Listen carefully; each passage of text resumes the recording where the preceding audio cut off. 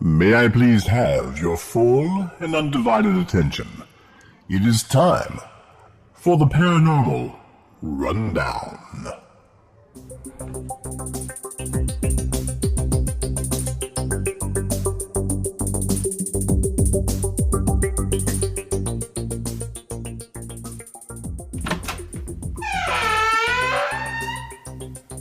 Hello, this is Cedric Dankworth Smythe.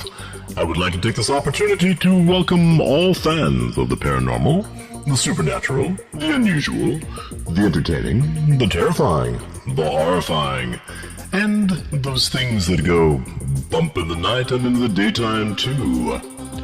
This is the one and only Paranormal Rundown, where the lads, the gang of nerds, choose from over 2,700 carefully curated paranormal topics. Our guest this evening is Father Michael Pacella, whose life ranges from the mean streets of Brooklyn to both Harvard and Yale, as well as the Gulf War. He is an author, a priest, an exorcist. Simply suffice it to say, he has more knowledge in his little finger than the entire gang of nerds. Tonight's topics range from satanic corporate symbols, to chaplains from the KKK, to the ethics of sex robots. My gosh, it's going to be a ripping good time. Let's get going.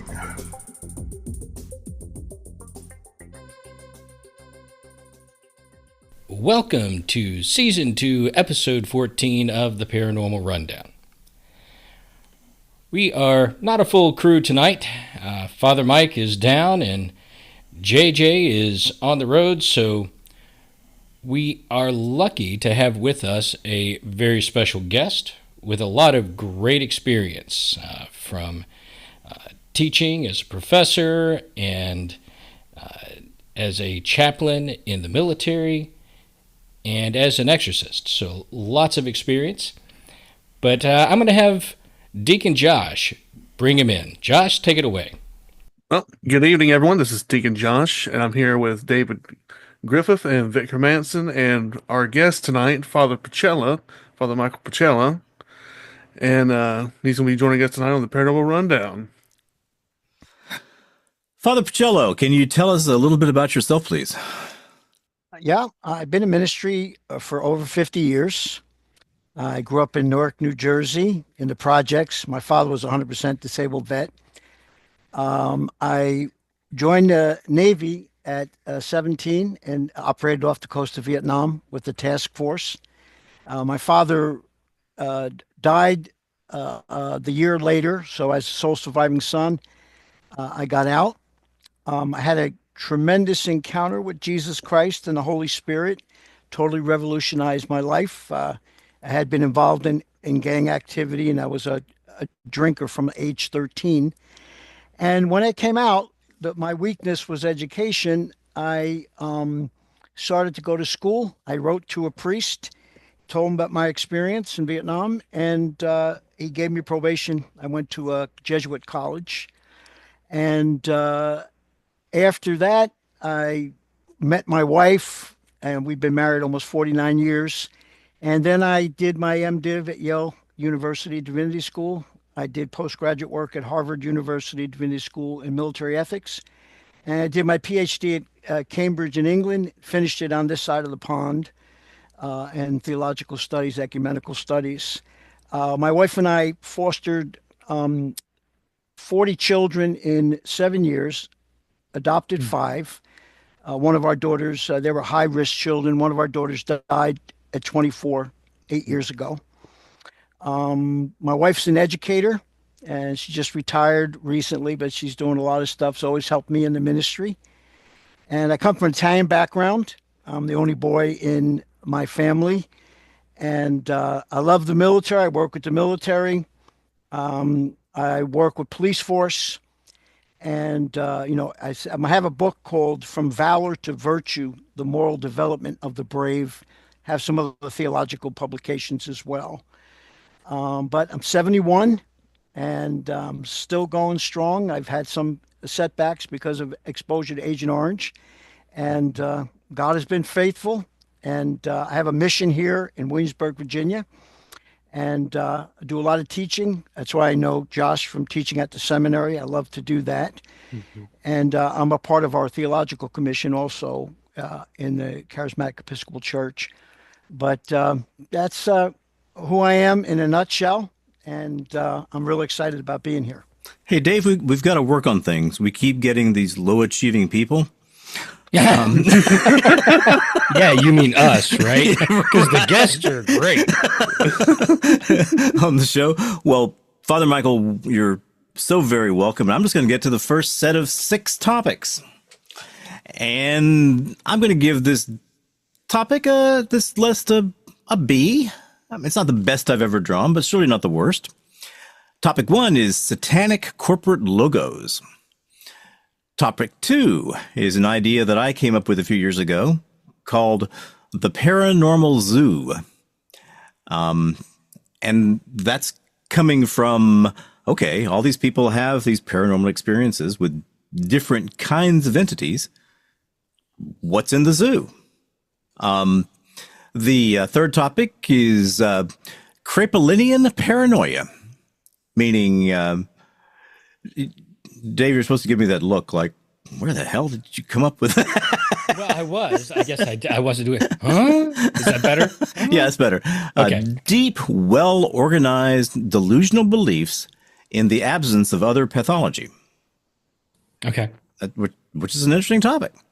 And I don't know what to do with these. Infernal name, Samnu. Central Asian name for a demonic figure or Satan. Imperfect, limited Judeo-Christian God, which is an idea that I find really fascinating. And topic 6 is chemtrails.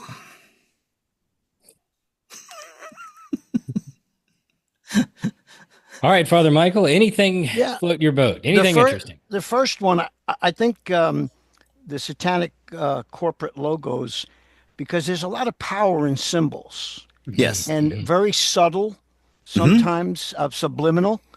And I think we don't always understand the power that it has and the meaning that it has. And I think we can unfold a number of things by understanding, the history, what informs it. And so that kind of stuck out to me because I think we're a lot more tainted by satanic images.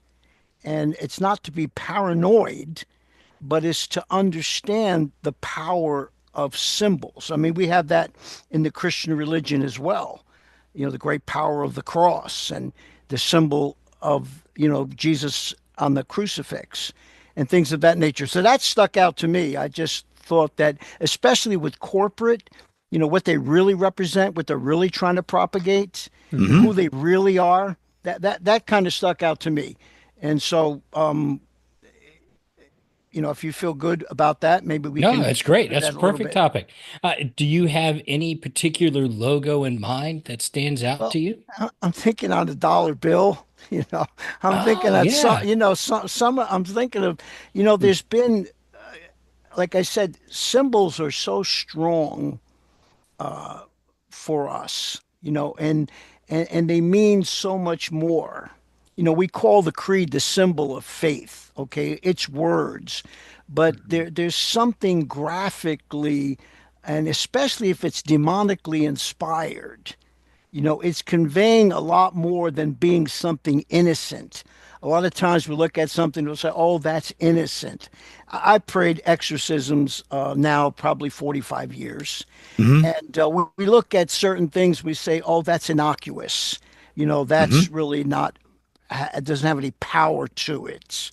And it's just not true. And I love what you did there with the corporate, because this is something that, is collective, and it's trying to, even some of the symbols, obviously, that we wear in the military and the history and the meaning and so on and so forth. But I think I'm very intrigued by this satanic corporate logos. I had a dear friend that passed during COVID that was a graphic artist. and there's just a lot put into it. And I don't know how much you're into iconography or the different artistic symbols that some people don't see, and they don't often understand some of the power that's behind those things. And I just talked a little bit about, the dollar bill. Of course, we can unfold that and what, the all-seeing eye and different things of that nature. But particularly, it's deliberate and intentional. It's satanic, all right? It's not anything good, but the corporate group is trying to convey something in their logo that we're not always cognizant of. And I think it could be very dangerous, and it could also reveal to us what their intentions are, what their real marketing purpose is. Well, go ahead. Please go ahead, Dave. Please go ahead. Well, I was just going to say, I've been pushing Father Mike to do an episode on ending the curse for the symbolism and messaging in rock music that he and I grew up with, right? We're about the same age. And it's the same kind of thing. It's things that you sing along with, you enjoy the music, you maybe sing the refrain, but you never really know all the words in the song, especially when you're younger, you're not paying attention. But there's some really crazy stuff in there. It's a mantra, I think it's the same thing with these logos. I'd love to hear the breakdown on the dollar bill, and then I have another proposed, another corporate logo to go after that. The syncretism, even in some of the things, let's talk about the dollar bill. So you have the all-seeing eye, you have the pyramid, maybe Trinity, this and that, but there's other syncretistic things, that have to do with the Masons and things of that nature. And I think that's what's dangerous. I remember doing a paper one time, and there was a mixture of this Indian paganism, with Catholicism. And so the syncretism, so I think we have to be able to be alert enough to be able to dismantle and see what's really subliminally behind something. And no, I think it's very intriguing, and it's something that we have to look with a critical eye at, because some of these corporations are promoted and supported by evil people. Let's face it. No question about that. Trying Most to convey definitely. their theology, so to speak. Yes. Well, I can remember when this sort of thing first started coming out in the popular media and then kind of in the internet world. And of course, even if it is a deliberately demonic or satanic symbol, the people who have created these things can easily say, hey, look, there are only so many ways a lion can bend. There are only so many squiggles you can do. There are only so many ways you can draw a circle. But some of them, when I went and started researching them, I can certainly see why people would feel that that was what was going on. And so I guess the first one I can remember was the new Google sign. Okay, it's it's a circle that's divided up into sections with lines. And if you take out the background, it's 3 6s. Interesting. Slightly rotated as you come around. But it's 3 symbols. Yeah. 3. What other ones are there? Toblerone apparently has a. No, my favorite chocolate. No, don't take that away from me, Vic, please. Well, look at the Toblerone symbol, and you'll see kind of a Baphomet kind of figure sideways. No, I don't see that in there. No, that can't be right. You're just so you're taking out the Baphomet and the Toblerone. You won't go for that. I don't see it there. Hello, this is your friendly information disseminating British genius ingenue Avalon Leanne Dankworth Smythe. It seems that there is some dissension among the members of the Gang of Nerds as to exactly what is seen on the Toblerone candy bar logo. Dave strongly believes that a bear is shown as the candy bars are made in Bern, Switzerland, otherwise known as the City of Bears. Vic Hermanson, on the other hand, sees a chubby, somewhat goofy, rather effeminate dancing Baphomet with a flattened nose and flowers in his hair. The other members of the gang of nerds have chosen to abstain from voting on this controversial issue. However, it has been determined that Dave Griffith has been given carte blanche to consume as much Toblerone as he wishes. Vic Hermanson, on the other hand, is left to fend for himself in finding further evidence of a dancing, chubby Baphomet. Let's all wish him luck in this quixotic quest. You know, it's not like chocolate is one of my worst sins that I have to deal with of gluttony. But yeah, Monster is another one. Yeah. And yeah. that is one that I was trying to find it. There is a breakdown. It's more than just the 3 6s. There's like symbolism all built into that can and into the box that it comes in, that, you know, if you really look into it, there's, whether it was intended that way or not, there's some pretty negative stuff there. So I think a lot of these things are intentional and they're subliminal because they want to seduce people. Mm-hmm. And again, we talk about the power of a symbol. You know, I pray the rosary. I know of some Navy SEALs that realize that spiritual weapon, that symbol has power. Iconography, Marian statues, whatever it might be. When you're in warfare, in spiritual warfare, the demons respect those things. Okay, we have a monstrance, you know, with the Eucharist being adored at different times when it's displayed. And I just think that, you know, not that you want to look at everything as evil, but even I'm looking at the Our Lady of Guadalupe right now here in front of me. And when you study and all of the symbolism that's there, it's very powerful. But the counterfeit in the satanic realm is as powerful. And you know, it's not like we're being paranoid reading into it. You know, when you have an art history class and you see people and they're seeing things that nobody else sees. I'm not saying, I think there is an intentionality because it can be seductive and have power in what it's trying to convey. I've gone through my home and I have, with holy water, I have thrown things away that I feel like had some kind of a power. And this is not some scared little kid running away, that I felt like it had something and it was affecting my home. And so, no, I don't think we're reading too much. I think we're seeing that, remember, Satan's a counterfeiter.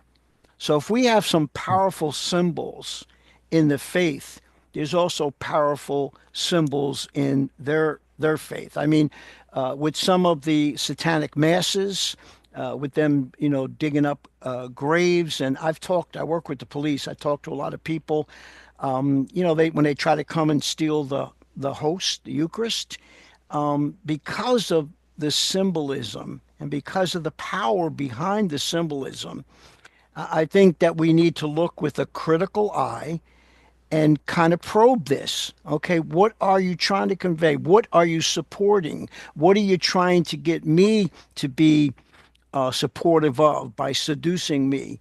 And I think it's a subtle thing, and I think if we have a keen eye and an intellect that can say, hey, there's a history behind this. This goes way back, you know, thousands of years or whatever you're trying to convey. This is not innocuous. This has power. Do you happen to remember a book that came out late 70s called Subliminal Seduction? I don't, but I love the name. I don't remember it, yes. And so what the book was about was subliminal advertising. Mm-hmm. Okay, where they would, you know, put things in logos, kind of airbrush naked women into the ice cubes. You know, Disney was really good for putting things in the stars or things in the clouds. And it's real clear now that you can digitally slow everything down and see it as many times as you want. You know, when it came out and, you know, a long time ago, it just went by so fast. One of the things I found interesting was that the movie The Exorcist has a number of places where the Pazuzu demon face pops up for one frame. You know, movie's going along, boop, and it's gone. But your brain picks that up. Can you? Mm-hmm. Yeah, but my brain sees it. Yes. Yeah. Yeah. Yep. Yeah, my brain doesn't go past it, and my subconscious is saying, "Oh, I saw something there." My brain says, "No, there was a face there a second ago." Dave, The seductiveness. Excuse me, Dave. I don't mean to interrupt. Just Oh, but no, I think please. You're pinpointing something. It is seductive, but because it's subliminal, it's more insidious, and that's where discernment comes in. Discernment of the spirit and knowledge, even of these symbols and their meanings and their history. Now, I think it's a wonderful thing that we're probing here. Well, and it seems to me that a lot of this is, again, we were just recording and ending the curse on another topic, but one of the things that we got into with the satanic was it's the corruption of the holy. It's not as much creating new things, it's corrupting existing things. You take something that's holy, you flip it on its head, dress it up, and now you've got this symbol that, whether it's subliminal or just, in your face, represents something evil. I love your terminology there. I always look at the corruption of the classics when they redo a classic. Oh, yeah. and they corrupt it. Yes. And they water it down or they twist it. And no, I think that's really, and if you're not cognizant, you get seduced. When you're playing with things, you don't understand the power behind them. Or if you're looking at these images and you're not seeing them, but your mind is seeing them, it's processing them, there's internal damage that's being done and you're not even aware of it. Yep, I agree. I'm trying to say I did read this book. I read this book in high school. That was pretty strange. I wasn't reading too much in high school. I had other, I was, but it wasn't vices, anything interesting yeah. like that. It was all fantasy and science fiction. yeah. Well, while Vic's looking that up, I'd like to see about taking us down a path from something you said earlier. Okay. The Masonic imagery in the dollar bill. So you mentioned that you've been doing exorcisms for many years. I'm going to interrupt just for 1 second here, if you don't mind. Go ahead. Father Michael, we have a chat in Zoom. And if you just click that button, you'll see the things that we're putting up there as support. It's like the fourth thing over on the space I bar. see it. Okay. I forgot to pull that up Okay. tonight. Then you'll have the pics. I see the dollar because I pulled out.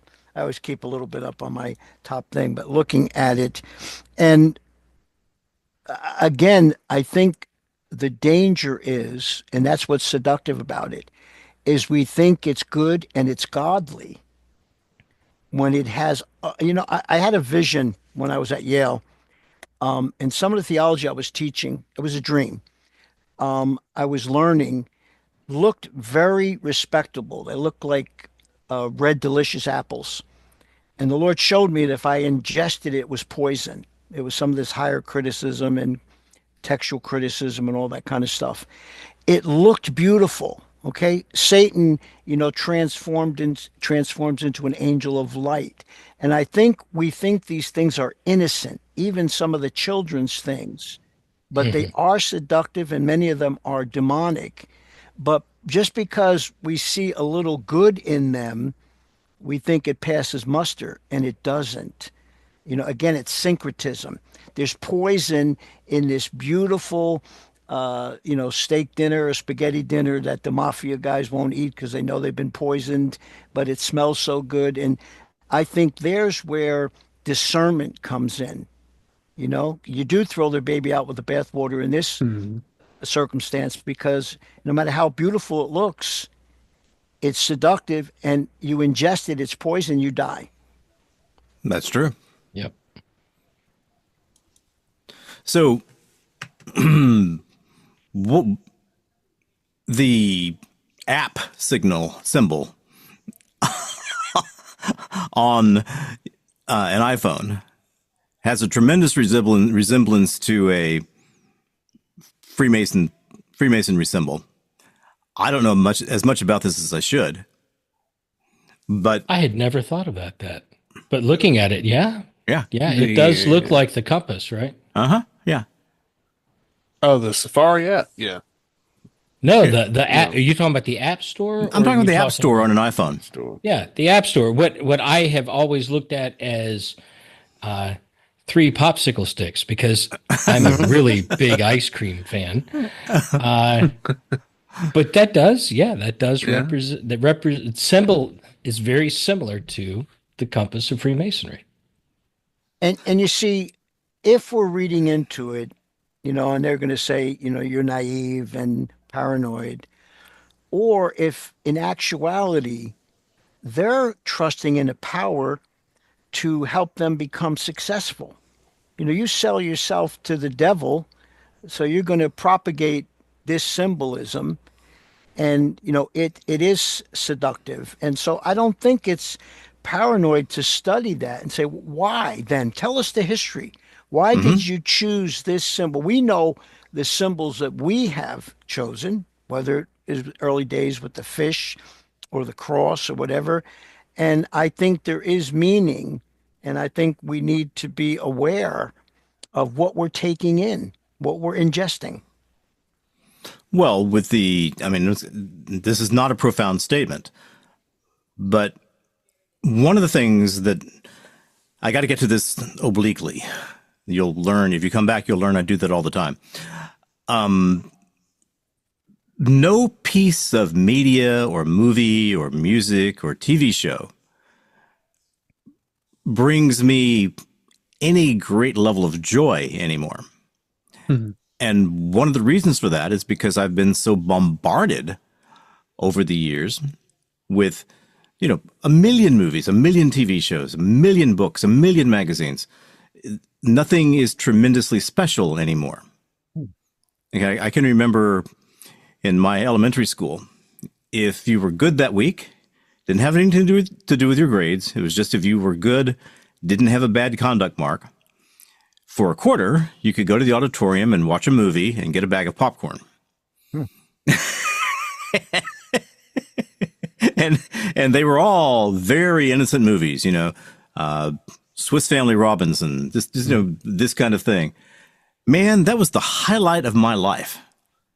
And the amount of joy that I got from watching that 25-cent movie. I'm not going to say quarter movie. That has a different connotation. That 25-cent movie with that bag of popcorn was tremendous.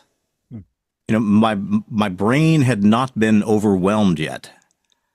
And so I think we see so many of these symbols that we really are probably made insensitive to them, Yes. kind of inured to them, kind of no longer on our guard when we see these things. It's a frog. It's a frog in frog in the boiling pot water, symbol, or frog right? in eventually. So you've watched all these movies over time. You become immune to them. So what do they have to do? They have to make the movies more and more outlandish, more intense, more less subtle, and more in your face. You know, look at early movies. You know, implied sex scenes were almost scandalous. You know, now if it's not full on nudity, you know, if you're not actually seeing the sexual act, well, that's not pornography. That's just art in Hollywood. And what you said about being worn down and insensitized, I think when we're not on guard, I really like what you said about that. Again, it's not paranoia, it's vigilance. Okay? That I'm aware that these things are trying to slip me up. They're trying to seduce me, and especially those who don't have the proper armor, if you will, and guard, who are unaware. I think we have to expose, when scripture talks about certain deeds of darkness, expose them. I think we have to expose and really get to the root of what people are really trying to do. When I teach critical thinking, advertising, as you said earlier, is so manipulative. And the different things that are used are there to seduce you. There are some things, of course, that try to make people guilt-ridden. There's all kinds of manipulative things. Yeah. But there's power behind that. It's not just emotion. I think there's demonic and satanic power that almost immobilizes people to not have full use of their free will. People still take critical thinking? Let me tell you something, if I can. They asked me to teach critical thinking at university. I taught 3 courses a semester while having my church for 4 years. And I'm saying, Lord, this has nothing to do with ethics, has nothing to do with theology. No, I go to class in my clerics, and this is a secular university. But I'm telling you, the young people only know groupthink and propaganda. They don't know how to think in a classical sense. They don't know logic or debate.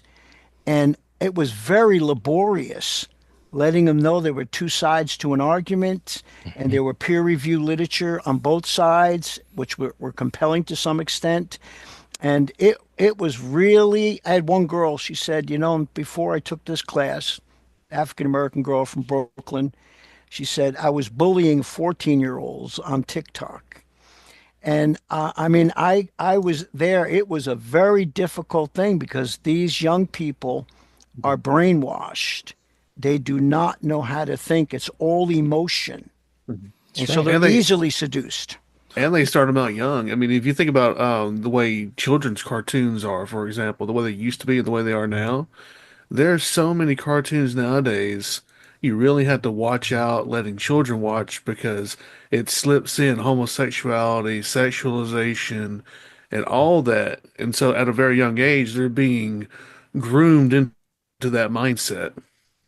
Oh yeah, well, it's all over Disney. It's crazy. And I took critical thinking in college back in 92, 91, something like that. And of all the classes I took, well, philosophy was a lot of fun, but critical thinking was probably the most important class that I took. It changed the way that I thought.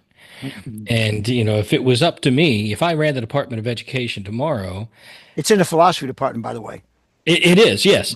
But I mean, not just straight philosophy. I enjoyed straight philosophy, 101 too. But, if it was up to me, every high school in the country would require, a year-long civics and critical thinking in senior year. So when you come out of that senior year, you are actually, the blinders are pulled off and you see how the world fools you. That's right. It is constantly bombarding you with false arguments to get you to buy, believe, vote, whatever it is. These people think crazy. that being critical is critical thinking. And I tried to show them it's a science and an art. And what you're saying, that if you're prepared when you come to college, you won't be, sucking in all this nonsense without letting it pass the smell test and logic. And I think that's where the issue is. We've become very lazy. And with these corporate satanic logos and symbols, they're easily seducing people because they're not thinking people. Yep. I think you could apply. I think you could apply the critical thinking frame of mind and approach to a lot of the paranormal. And I think it doesn't get applied enough. Now, there are people out there that do break things down in a very logical, critical way, when they are investigating, whether it be a haunt, whether it be Bigfoot or whatever. Mhm. But the reason you have so many people doing the whole witch talk stuff or doing the new age stuff is they're not thinking through beyond, I want the world to be happy and full of love. And therefore, well, if I put these herbs together, if I burn this candle, if I make this little, poultice or whatever, then it's going to be great. But there's no thinking beyond what are the steps involved here? How is that affecting the world? What's behind it? There's no critical thinking in that avenue. It's just, oh yeah, well they say if I do this, then blah blah blah. There's the result. It's great. When I And was doing counseling for special forces soldiers or other people when I was in the Army as a chaplain, exactly what you're saying is people don't think about the long-term ramifications of their actions. Right. And I think so too here. Let's talk like about the Ouija board.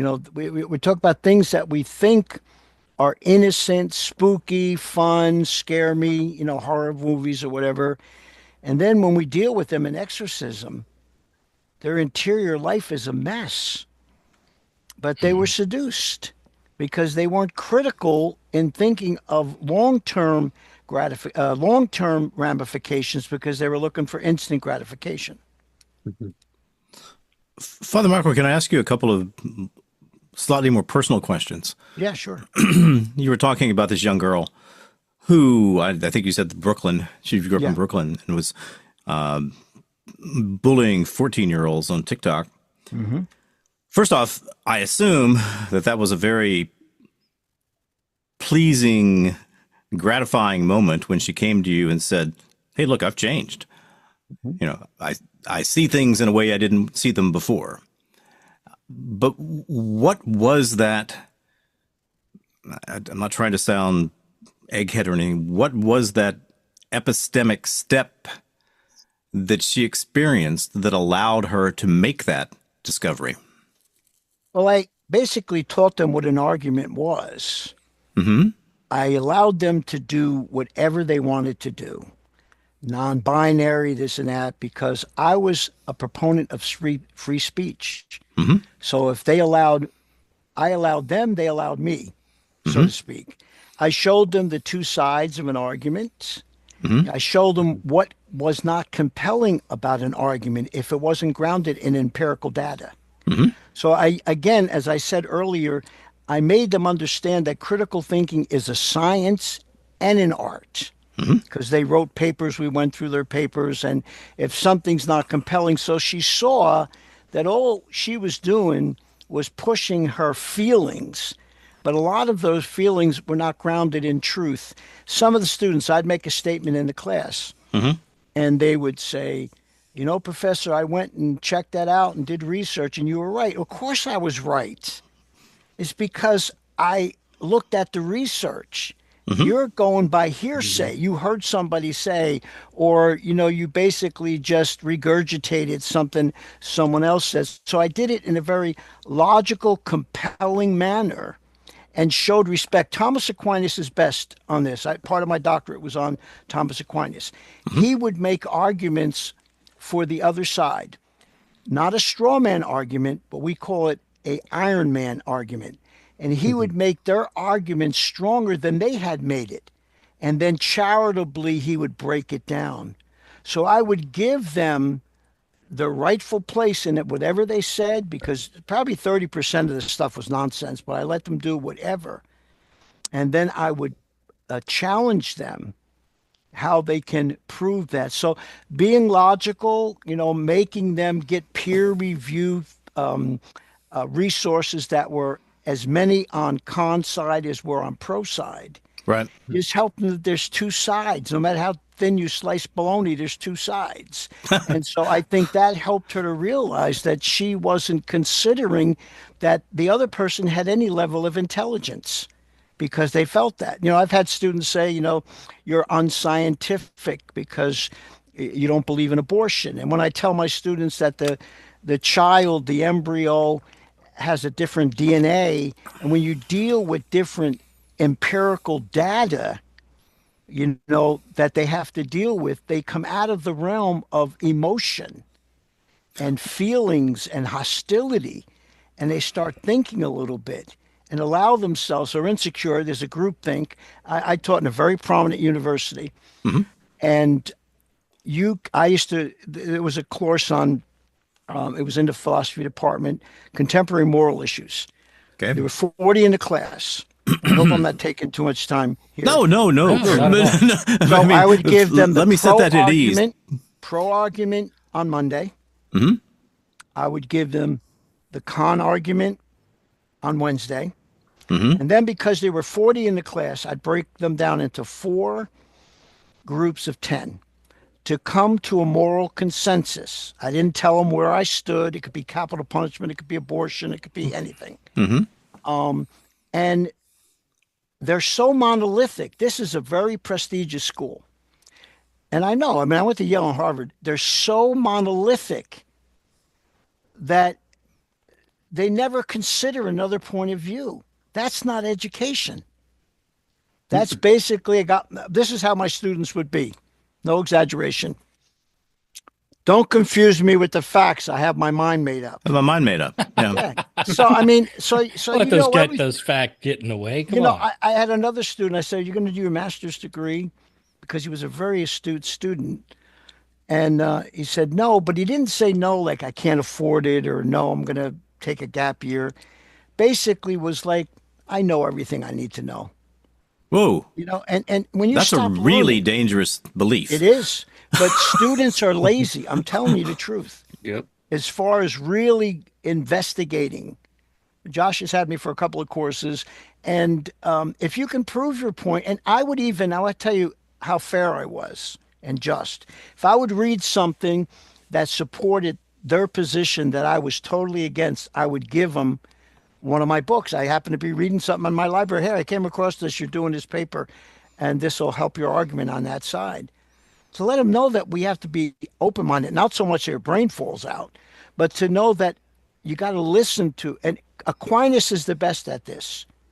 He just says, oh, maybe the Greeks, maybe they really meant to say this. He's very charitable, but then he breaks down the argument in a charitable way, but his argument is superior and wins the day. And if you can get the emotion out of there, and yeah, I'll tell you, I had very little trouble. It was a lot of anxiety for me. I have to be honest with you. There was no propagation, no proselytizing, but you were coming at them as a logician, basically. Mm-hmm. Okay, and an argument master. How do you take the available data? How do you take your internal feelings? How do you take the state of the world? How do you take the fact that some of your friends are going to hate you if you disagree with them? Mm-hmm. Some of the students would say to me, Father Pacella, I know you won't judge me for this, but I'm afraid to do my paper, because I would have a 2-week, it was like a peer review, and they would be afraid to give their position because they would be, written off. And they would be, considered, and they would come to me and they'd say, and I would not force them to do it. Just hand your paper to me. But there's so much peer pressure, and they're afraid to think independently. And I would say to them, can't you think for yourself? Can't you have an independent thought?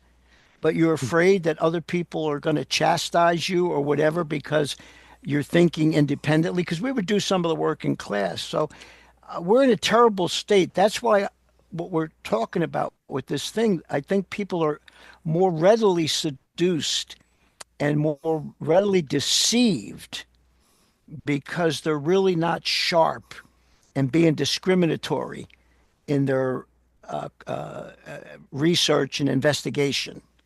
And I think that's why these people can pull these things over on people. When were you at Yale?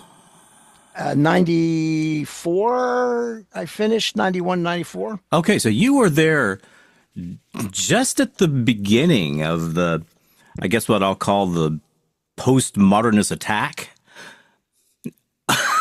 Well, I had studied with the Jesuits before, so I got a lot of that crap. Oh, you got a lot of that crap with the Jesuits. Yeah, Okay. yeah. And Harvard, was even, worse in some ways. But but I'll tell you, I don't know if you know who Abraham Malherbe. He passed in 2012. One of the great New Testament scholars there. I don't know. He signed a book for me when I was graduating, and he said, my wife is standing there. He said, "You're graduating, but not how they wanted you to be." In other words, they didn't squeeze me into their mold. I had Reverend Childs. I had some very, very, very excellent, outstanding professors, even better Childs than I would have at Harvard. But, but if you have a real relationship with the Lord, but the thing is, I had to study their heretical material plus Orthodox material. So you have to do twice as much work so you understand where they're coming from, and then you're able to refute it. And students haven't been used to doing that. They're basically brainwashed. You think this way, there's one way, you're monolithic. I can predict that. And that's unfortunate that we're just not learners and thinkers, and people stop learning at such a young age. Researching, It makes me tremendously sad. I mean, one day perhaps I'll kind of tell you some of my life, and but this resonates with me so very deeply in that, from the time I was, well, gosh, I mean, I just started reading when I was 4. No one taught me how to read. I just could read. It's like Spurgeon. He was about 4. Started looking at the papers, pictures, and right. Pilgrim's Progress. Yeah, I just sort of figured it out that, oh, okay, I can read. And that kind of curiosity, believe me, is not always encouraged. But okay, this has been, Father Michael, as good a first topic as we've ever done on the rundown. And it's not over because I still want my tangent. Oh, okay. Okay, I'm sorry, Dave. So my question is, we were talking about the Masonic symbolism in the dollar bill. You've been doing exorcisms for years. I'm very curious in your experience as an exorcist, how often you've run up against cases that had their origin in the Masonic.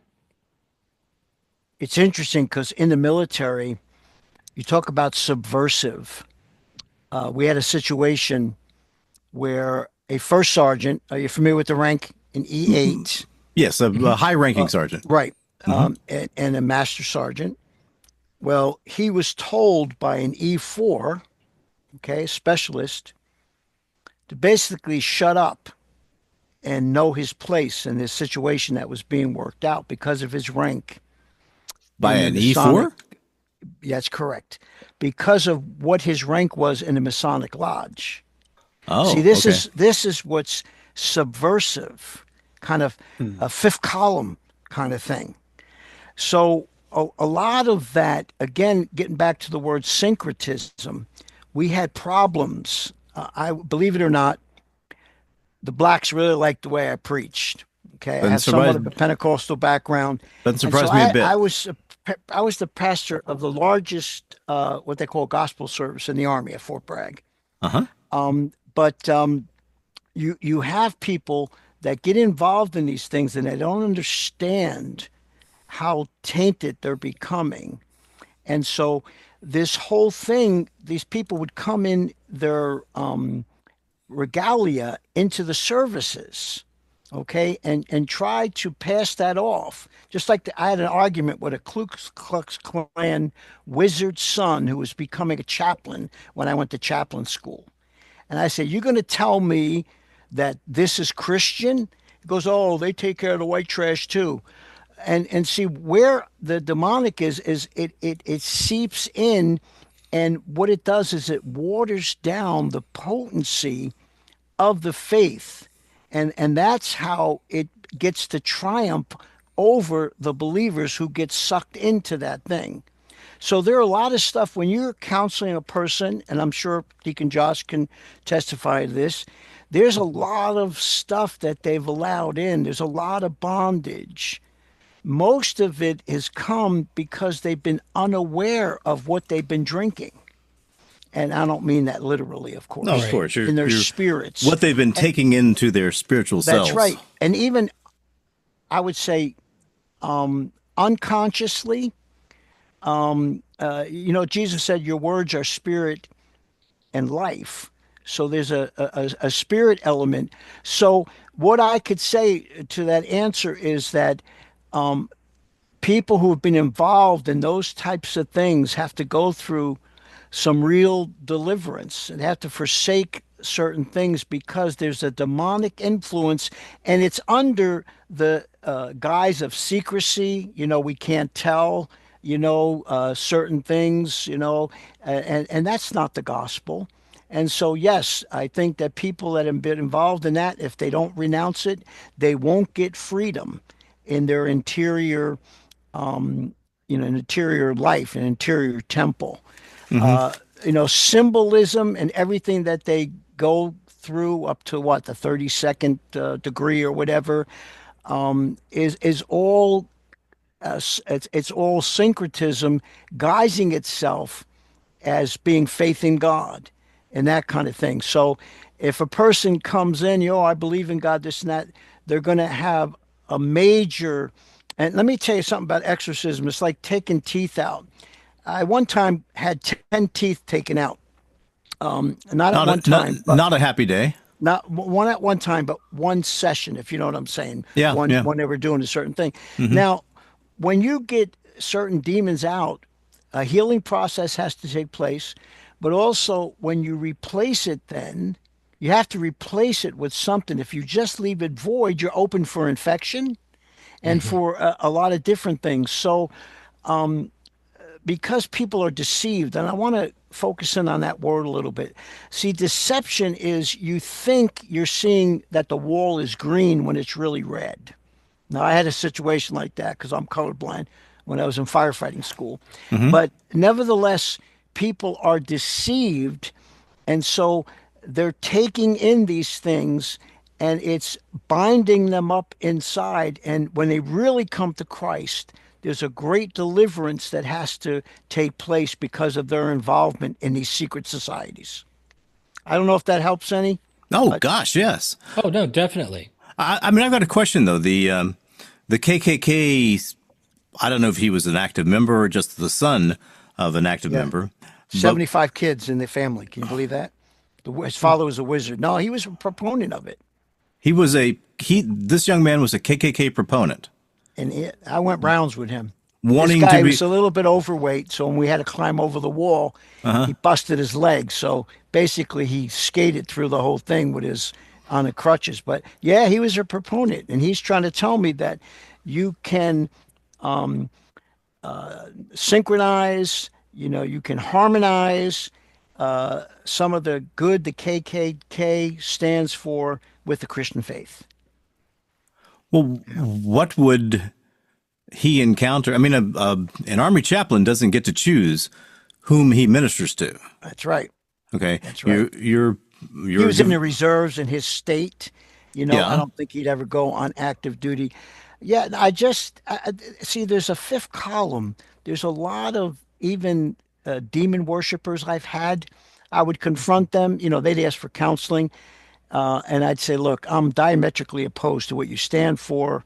And if you really believe this, and I will talk about glossoleo and speaking in tongues or whatever, but there's a fifth column. And so you have those kind of people that want the respectability of the chaplain corps and the crosses on our uniform, but they really stand for something else. And that's where discernment comes in.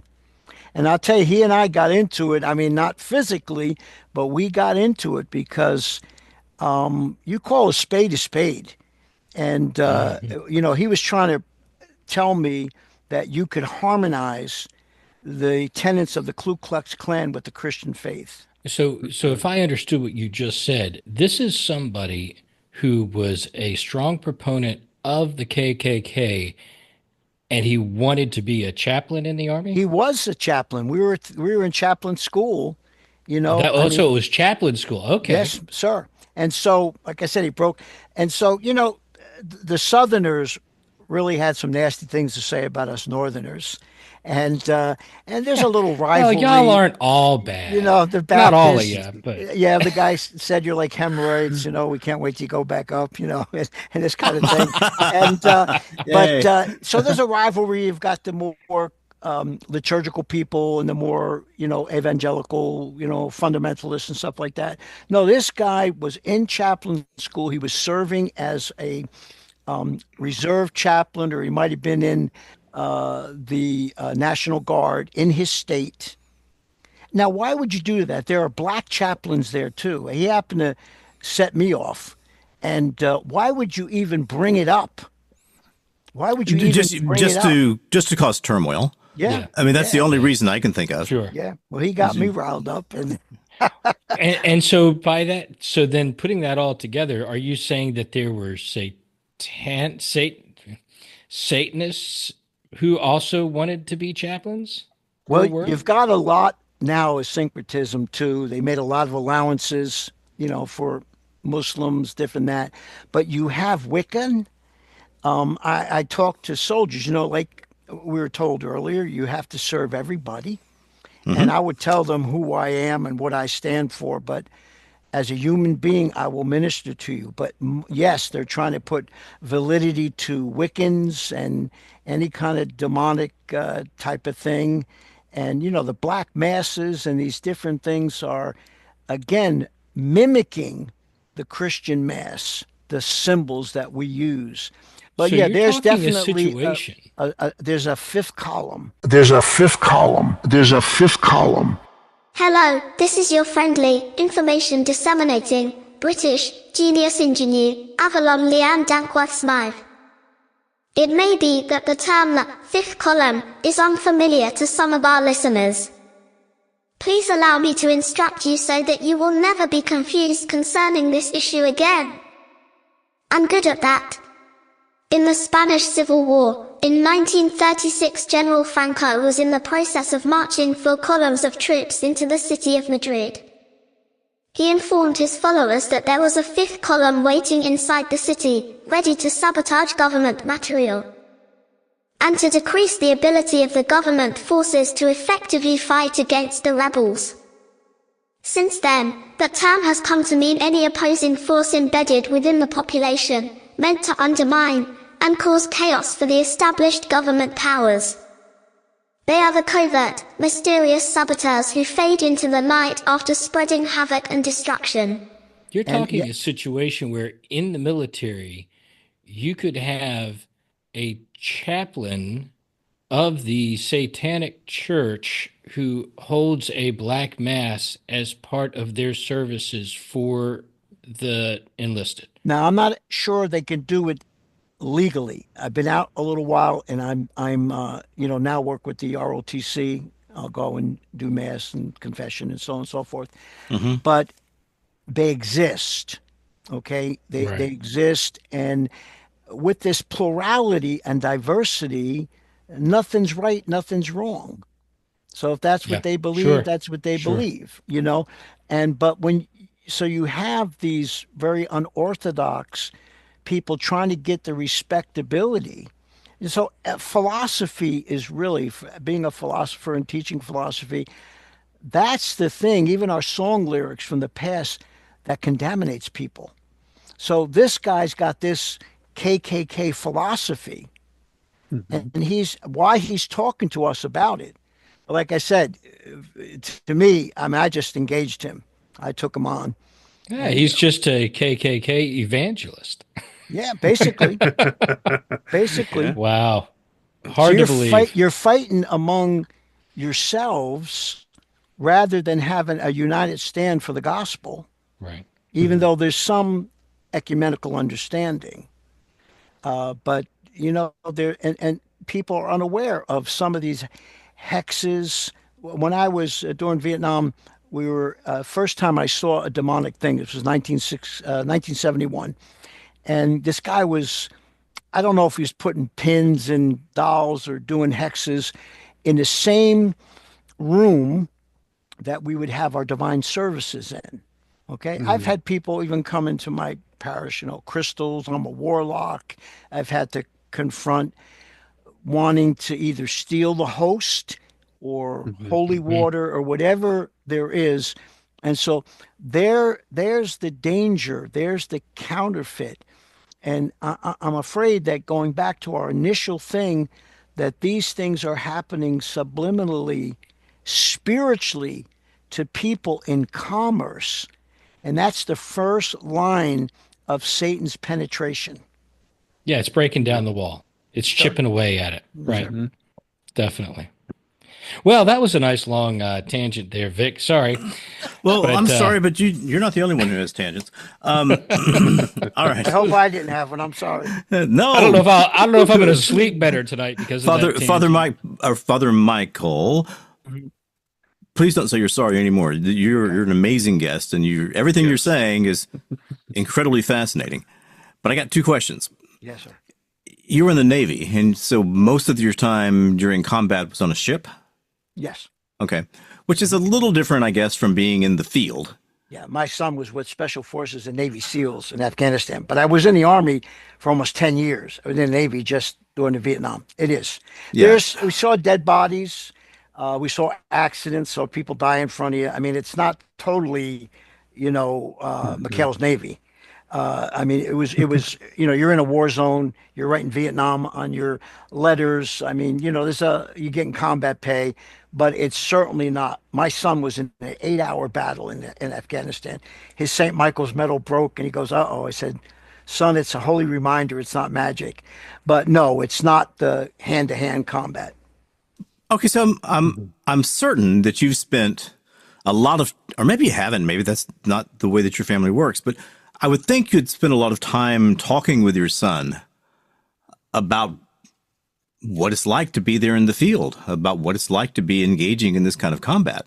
Well, when he went through what he went through, my son was an E4, had a top secret clearance. Now he's a longshoreman, and they put him through all kinds of scrutiny because he has an Italian name. But my son couldn't find a doctor, couldn't find a chaplain.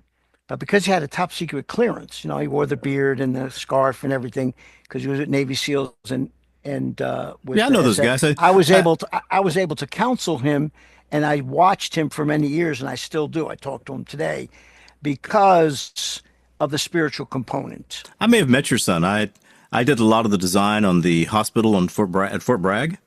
Oh, cool. And you would see these special forces guys with beards and scarves, running around the base. My son was at Stewart. He was at Fort Stewart. Okay. Was with First ID, but he was at Bragg when I was there, obviously, but just as a child. But no, I had been able to, because of my relationship with him, because he went to this counselor.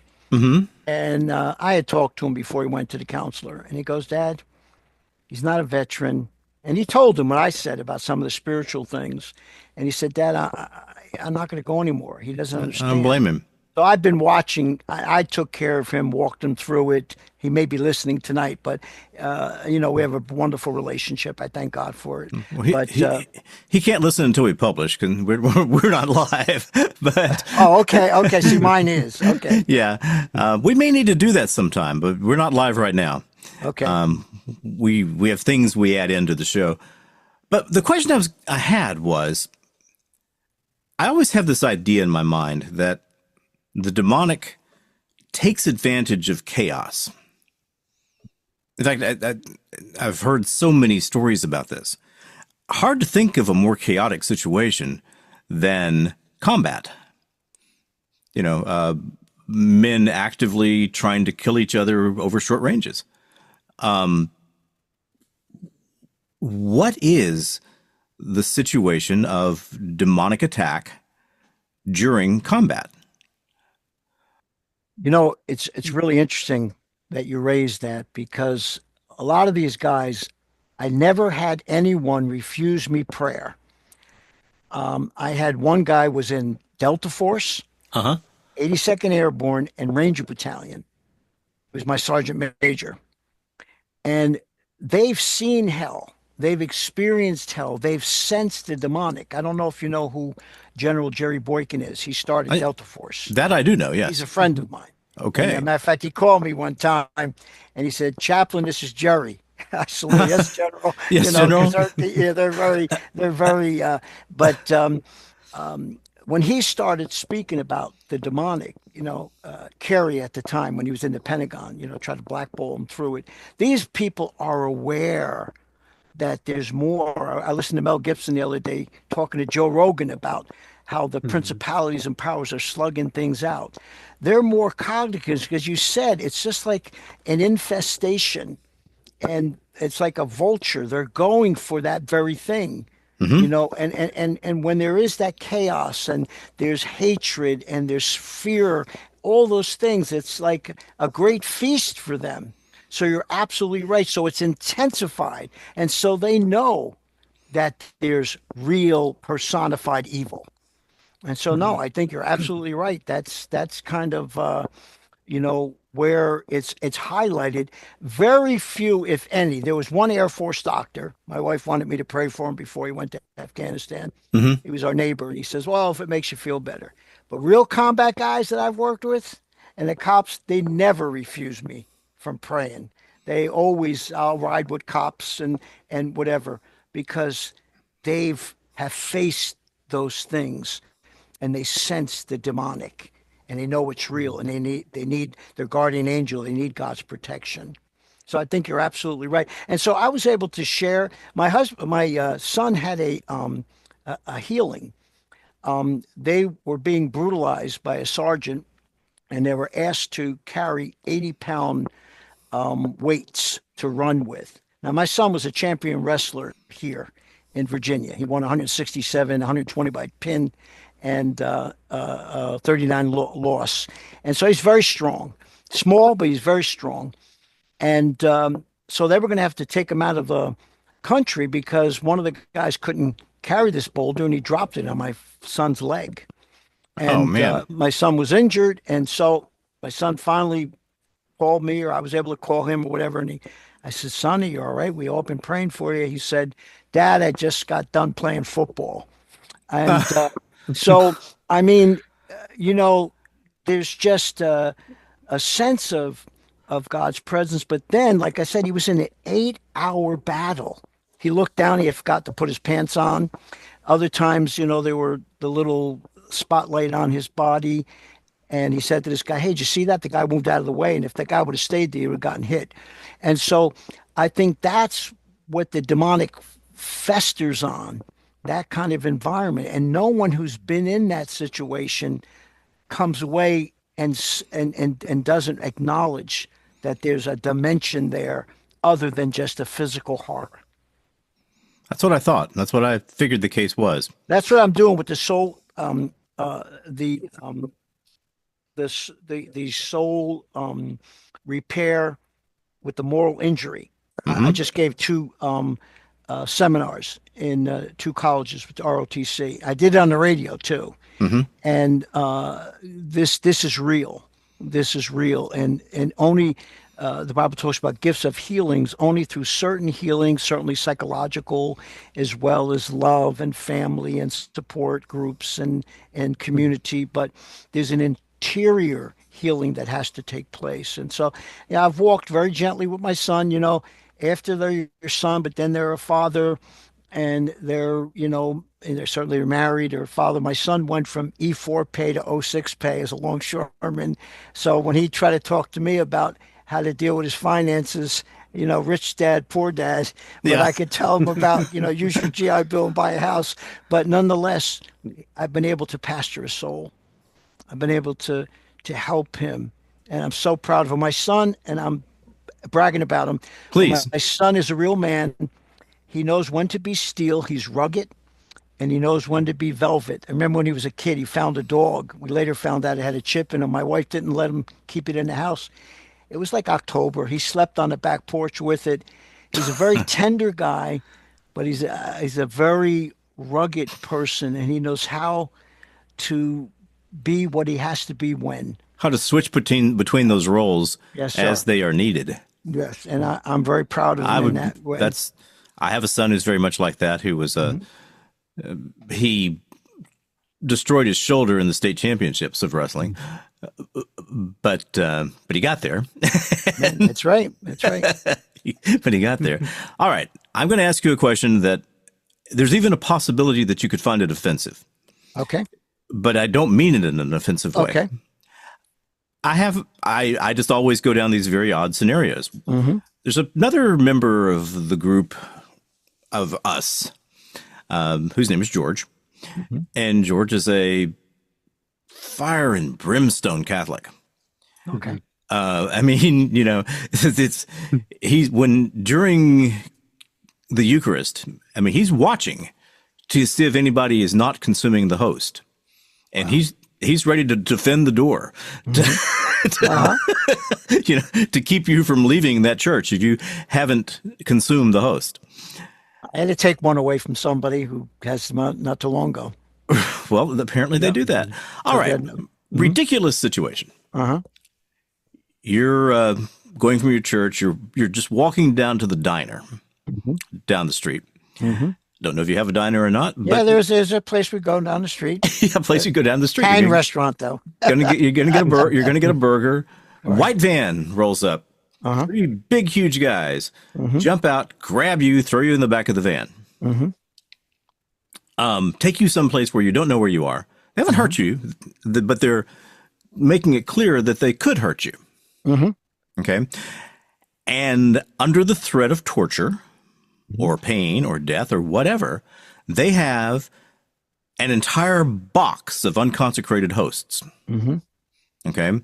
And they're saying, okay, it's your job right now to consecrate these hosts or horrible things are going to happen to you. Mm-hmm. What does a priest do under those circumstances? Mm-hmm. I guess it depends on the priest. I think you feign madness a little bit like David. And I mean, if push came to shove, you could go hookah beluga, beluga, beluga, and it's not really consecrated without exactly words of consecration. So that's my first thought. Uh-huh. I would tell them I have some mafia friends that'll be visiting them soon. Yeah. So the question doesn't offend you. I had a contract on me when I was in high school. Wow. Back then they could break a leg for $25. I had two legs, and I did not squeal on the ring. I was poor. Yeah. And they were selling suede coats. I could get them where I could never afford it, jackets. And somehow it got out. The least expected person in the high school was the person who was the connection that I did it and they had a contract out. No, I think feigning madness, I mean, you don't know, but I'm an Aristotelian. You habituate. Okay, you practice. You don't say you don't know what you'll do. I practice every day and I take that PT test. I know what I'm going to do because I've done it every day. And so, no, I would never desecrate, never throw the host or the wine. I mean, the whole thing of losing your life. But probably my first instinct would be to do some, stupid thing that hocus pocus mumbo jumbo stuff. Yeah. And if that didn't work, and it's gonna start beating me. Oh, that's a good question. I would trust that the grace of God, that sacrilege, that mortal sin is going to be detrimental to my soul, not theirs. Right. Well, I would also think that I'm a believer in kind of an Aristotelian God, and that there is no reason or evidence for me to think of God as ever being anything other than merciful and loving. Okay, even with all the garbage that humans go through, I'm still convinced of a merciful and loving God. I'm just reading this book here because I'm doing a paper on confession, and they were reading Saint Faustina's diary. And I just read that before we came on. It was all about the tribunal. That's what I'm calling my paper of mercy. Okay. Confession. So I resonate to what you're saying right now. Okay. So, but what that means is that even if they forced you to go through the actions of doing so, it would not be sincere in your mind. Well, let me get to Augustine, Okay. the woman who gets raped, Right. but she doesn't consent, Hmm.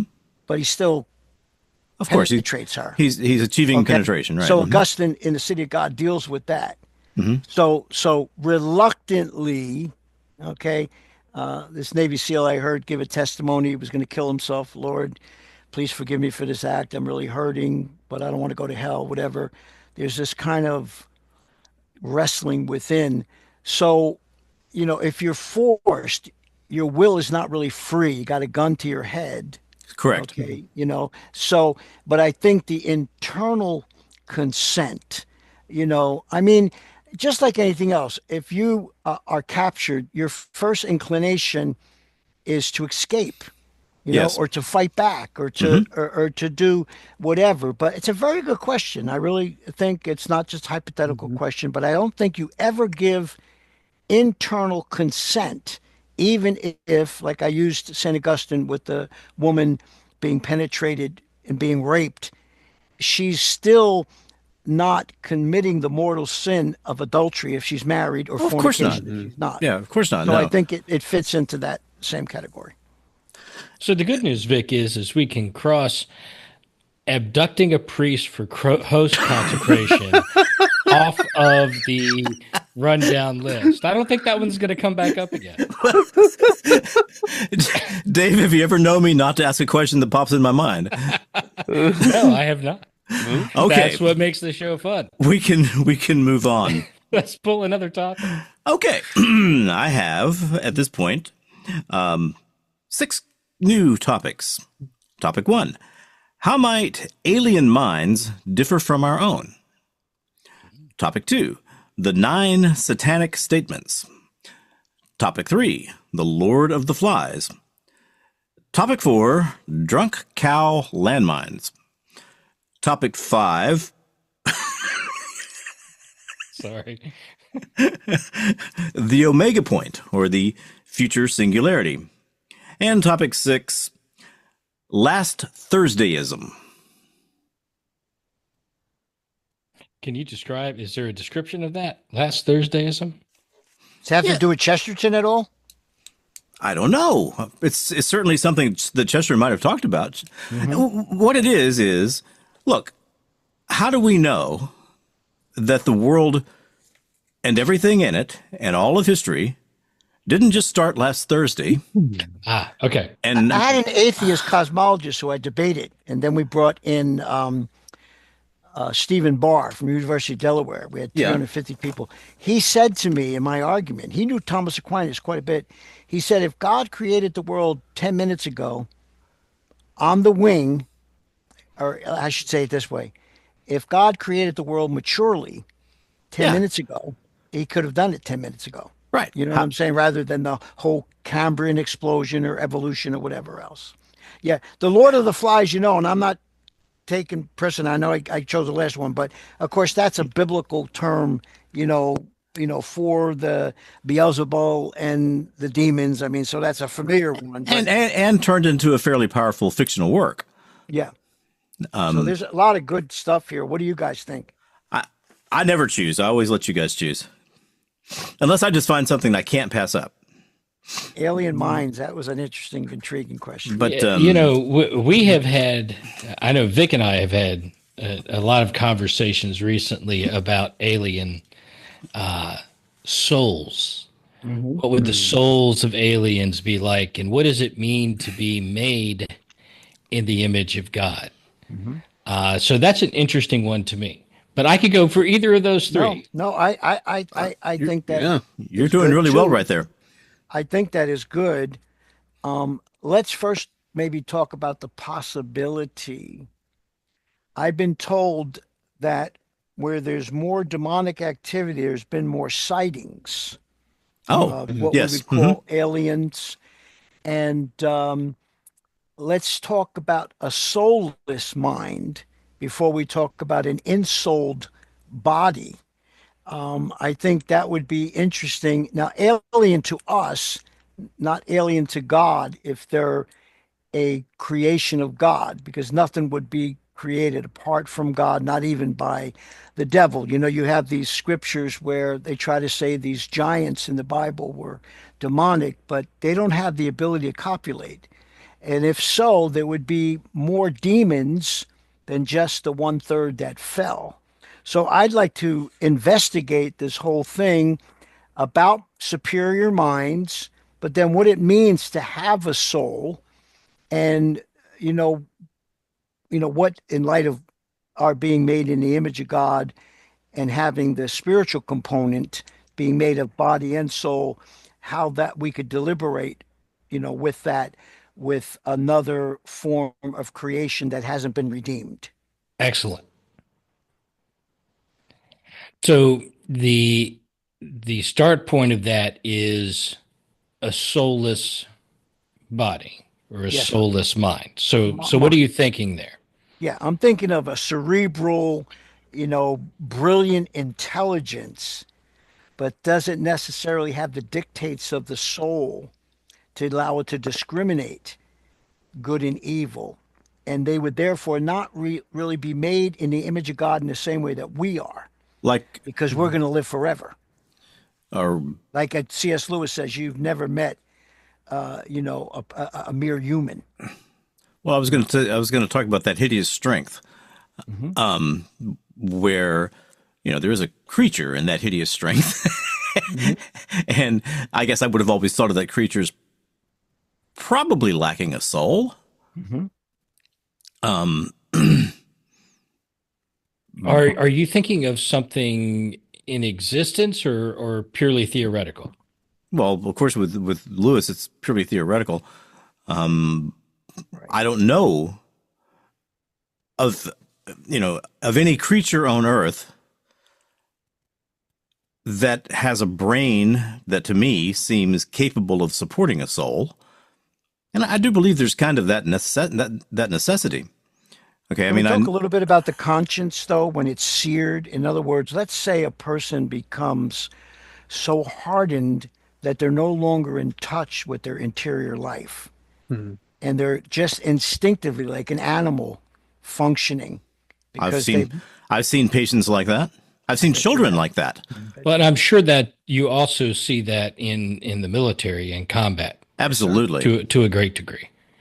Yes, because they become so disillusioned. I have a book here. I haven't read it yet, but it's the Abu Ghraib. The torture, the pictures that came out, Christie England, all that. You lose your soul when you're involved in degrading things like that intentionally. Not if you're just exposed to it. You're then injured in your soul if you're just exposed to it. That's where I do the soul repair from the moral injury. But there are people who continually do things like sex traffickers or those that are raping these little children at the border, that kind of stuff. Yeah. Sooner or later, something dies within you. And so you're just going instinctive, like an animal. All right, so here's a question about that. When we've talked about this with Father Mike, we break down the components of the human into the mind, the soul, and the spirit. Is that the right breakdown? No, Vic? the soul would be the will, Yeah. the mind, and the will, emotions. We're really Oh, correct. But I'm saying there's those composite key of two. components. No, composite of two. Okay. There's a scripture in Thessalonians that talk about body, soul, and spirit. Watchman Nee picked up a lot on that. But when God breathed into us, we became a living soul. Okay? So the soul, that's why you can have a soulish or a carnal Christian, is made up of the mind, the will, and the emotions. The body, of course, is just the sarx, the flesh, or whatever. But there has been some separation theologically, but I think we need to look at it as a dual composite and realize what makes up the soul and what can be developed into the soul, whereas the soul can even become more prominent than our spiritual sensitivity to God, which still resides in the soul. There's a higher part. Aquinas would say that the intellect, you shall know the truth and the truth shall set you free, is the highest part of the soul. And of course, you have the will and, of course, the emotions as well. But we're a composite of body and soul. And the spirit is when God breathed into us his spirit, okay, and we're a living soul, so Okay, to speak. so I think what I'm mixing up in there here is body, soul, and spirit. Now, the spirit aspect of that is the Holy Spirit, correct? The human spirit empowered by the Holy Spirit, yes. Okay. The human So spirit, because we receive the spirit, right? Both in baptism and by sometimes there's an overflow of the spirit with the gifts. But that, so everybody has a human spirit and has perception. Even when a baby's in the womb, they have certain things they can perceive, even though their brain is not fully developed. So there's a deeper perception. But when the Holy Spirit then empowers our human spirit, okay, then we develop our godly virtues. okay. So here's my well, let me give one more context and then I'll ask my question. Mhm.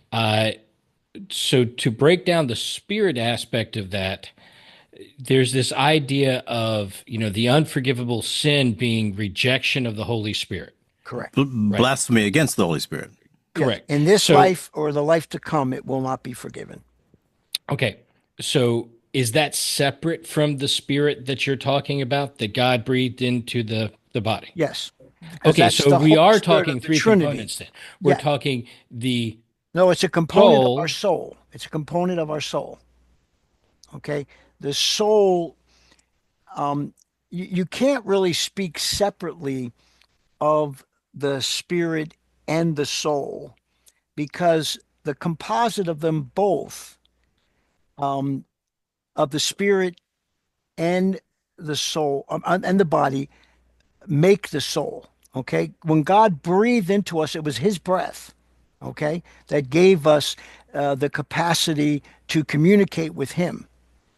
Now, there are other aspects of the soul that can dull that communication if we become too emotional, too cognitive, too intellectual, so on and so forth. I said one other component, but the Holy Spirit. Not everyone possesses the Holy Spirit. Not everyone is a temple of the Holy Spirit. Right. Only believers, but they do have a almost. It's in a deadened, comatose.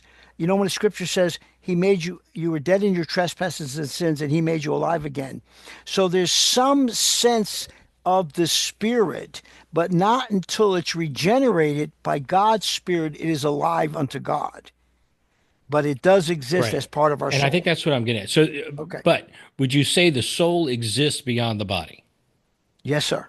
Okay. Absolutely. All right. So we've got soul, we've got the spirit given by God, and then we've got the Holy Spirit. However they fit together, there's those three concepts. Okay.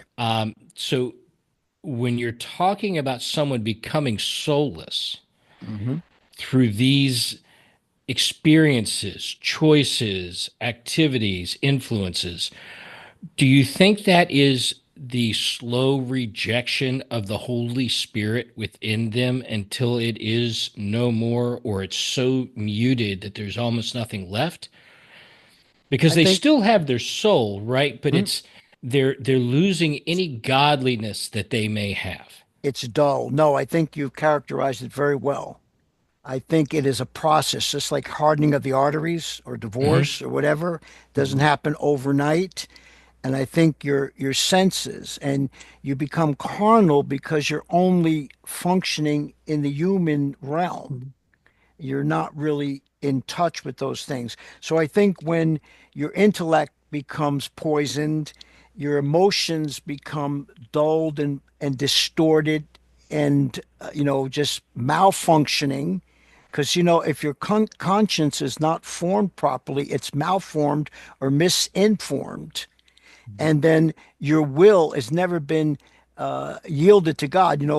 C.S. Lewis will say, you either say, God, your will be done, or God will say to us, your will be done. There. So I think that when there's a dullness in those things that you have just mentioned, then you get to the place where you resist the Holy Spirit of God for regeneration, for communion, for relationship, for salvation, redemption. Right. Okay. Good. It's So kind of now, like a kind of like a parasitic relationship when it comes to that demonic nature creeping in. It keeps feeding off you, the host, until there's nothing left. Mm-hmm. And that's a spirit too, right? So that's a spirit, because people will say, well, the Holy Spirit and God's Spirit can't be in the same place. Well, the Holy Spirit's here on earth, and so are demonic spirits. So that can also take place within the human temple. mhm, and battle. And there the battle is, if I'm Battle is strong or there. mighty in spirit like Daniel, then I overcome the carnality and the soulishness of the other components. Yeah, because when I think back to Vic's question about the demonic in battle, Mm-hmm. right? I think about well, the first thing I think of is Abe Silas's experience, Vic, if you remember that, where the demonic jumping from body to body during a battle. But I think of when I've experienced the demonic, when I have had interactions, a lot of that is we'll call obsession, Mm-hmm. where it is putting its thumb on the scales of emotion, where it's causing anger, Yes. it's causing fear, it's causing doubt, whatever emotion makes the situation more chaotic. Mm-hmm. That is what it's pressing on. And I can Yes. see in a situation in battle where it is influencing people all over that battlefield Mm-hmm. uh, to make things as bad as they can possibly be. Hmm. It's like an infestation, um, and an irritation on a wound. Hmm. Yeah. And they're so much more susceptible. Yeah. But when we die, our eternal component goes to be with God, and we'll have the immediate judgment where it won't be in front of everybody. God won't embarrass us, but we'll go, through our entire life. And then, of course, we'll receive our glorified bodies, and we'll receive our rewards, and so on and so forth at the great judgment, not the immediate judgment. But it's important to feed that invisible, intangible component, and to understand it needs to be totally sanctified. So that means loving God with all my Yes. mind, having the emotions and the virtues cultivated, and yielding the will to God. And so, there are, as you said earlier, there's a lot of battle going on. Paul's Romans 7 typifies that, characterizes that very well. So that makes me think of another tangent, but I'm not going to take us down it because we actually have to get to the topic we picked. Soulless, so aliens. Yeah, the So the question was, idea of how would alien minds be different from ours? And of course, right, when you're talking about a mind, a conscious being, a sapient mind, that's where you start to think there are souls. So like the movie Ender's Game, okay? We're out there fighting the Formics. We're fighting this insect race. And they don't have individual minds, except for the queen. The entire race shares one mind. And no wisdom to apply any knowledge. So I think that sterile knowledge or intellect is a very good place for us to investigate. Because I think what you're saying there is it may not have the same capacity as a redeemed mind, or a mind that is being informed by its soul. I would like to discern or distinguish between a mind, an intellect, and wisdom, and being able to apply that knowledge in an ethical fashion. See, Dr. Martin Luther King Jr. talks about our technology has run far ahead of our ethical boundaries. Of our morality, of our... Yes, our And morality. that just yes. continues to speed up every Yeah. And day. I've done medical ethics. I've done, war ethics. That's what I did my postgraduate work on. And now, with drones and, there's just a whole lot.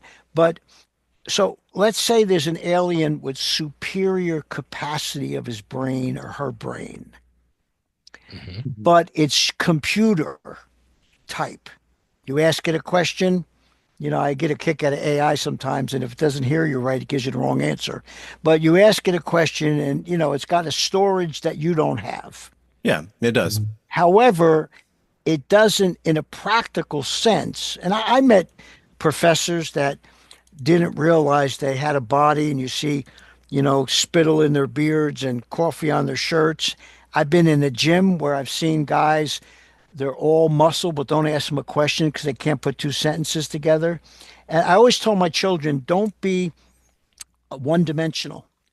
I want you in the church because your soul/spirit lives forever. I want you in the library so you develop your brain. I want you in the gym. Your body's the first to go. But I know a lot of knowledgeable people, and the one guy I'm thinking of, and I won't even mention his credentials, he doesn't have a lot of wisdom. And I'm not just talking about you've been stuck in the ivory tower and you're not street smart. I'm just talking about applied knowledge. And I don't think that these so-called superior minds would necessarily have that component. And I think there's where we could, if we get back to virtues and some of the classical understanding of developing our persons, we might outclass them in that regard. That's why I brought up the thing about soulless. I think that at least what's conceived by a lot of our contemporary people, and I've even heard of people who thought they contacted them or wrote about them, they had no fingerprints, this and that. But it's all intellect, but not a practical application of it, which we call wisdom. Well, I'm not a member of either anymore. But there was a time in my life where, I became pretty impressed with myself.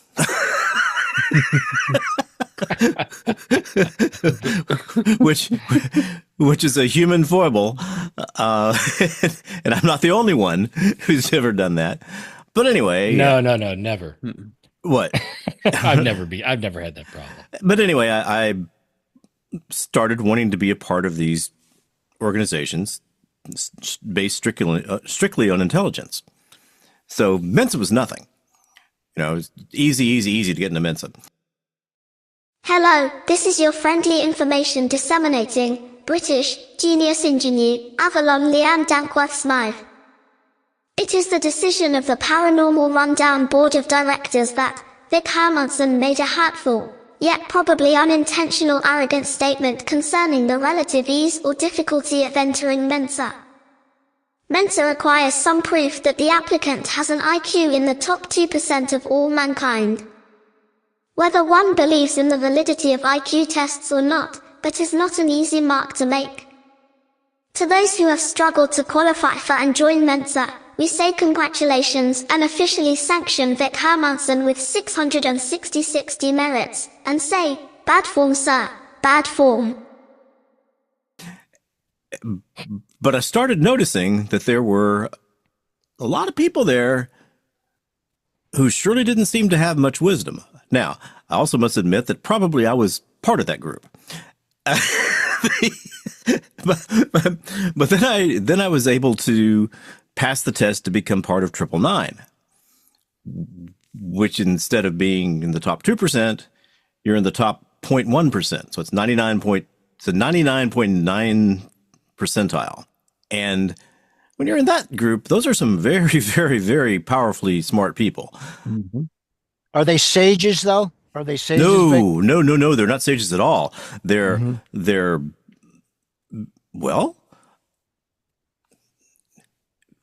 sinful to insult them but I'm really trying to describe them more than insult them. Mm-hmm.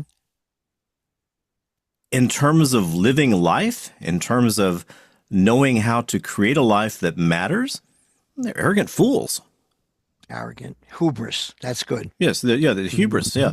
Very, very arrogant. And most of they kind of come into two flavors. One, they're people who, they've kind of stopped caring about humanity.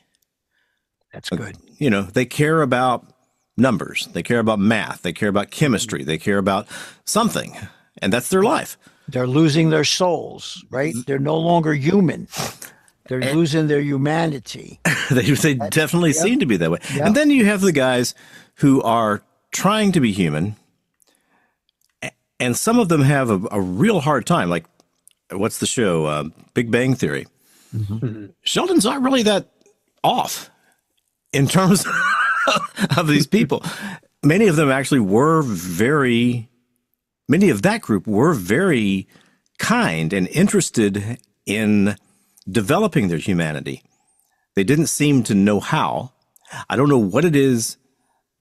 And once again, see, when you talk about these things, it's really hard to talk about them without sounding like an arrogant ass. But cultivating virtue, the Greeks especially, there's probably not a more brilliant person than Aristotle, even though we know there's some darkened things that he believed in, and even Aquinas embraced. But that component of wisdom is really, I think, what trips us up. And I've met guys who have shot themselves in the foot professionally because they lacked character, right, and virtue. That's why when I wrote my book, From Valor to Virtue, The Moral Development of the Brave, see all these guys with all the ribbons, and when I went to go back on active duty, the guy said, I don't want you to wear a uniform. I went to West Point for an interview, and he thought I was a lot younger than I was, but he didn't want to be blinded by that. And I think what happens is, I call them incomplete heroes, because you focus so much on one aspect. And that's what I think, even people who want to believe they're aliens, they really worship the mind more than the practical application of civility and wisdom. And so you don't see a lot of sages and people who really have understood life. You just burn out after a while. Some of these new atheists, if you listen to them, some of this stuff is so ludicrous, but it's not informed by any virtue. It's not informed by any humanity. And I think that makes an incomplete person. And, for Aristotle, that would not be, true knowledge. And when you read Aquinas, you go cross-eyed. He beats, a horse to death on every topic. Mm-hmm. But yet, there's that component of virtue and righteousness and things of that nature. And so that's what concerns me. We become sterile. Even going back to, some of the science fiction shows of the past, we seem to highlight that more than we do actual sagacity or sagacity. Well, I mean, one of the things that made Star Trek fun to watch was they turned these characters into real people, and they had all kinds of moral questions. Yeah, that they needed to answer, and it did so with various levels of success. But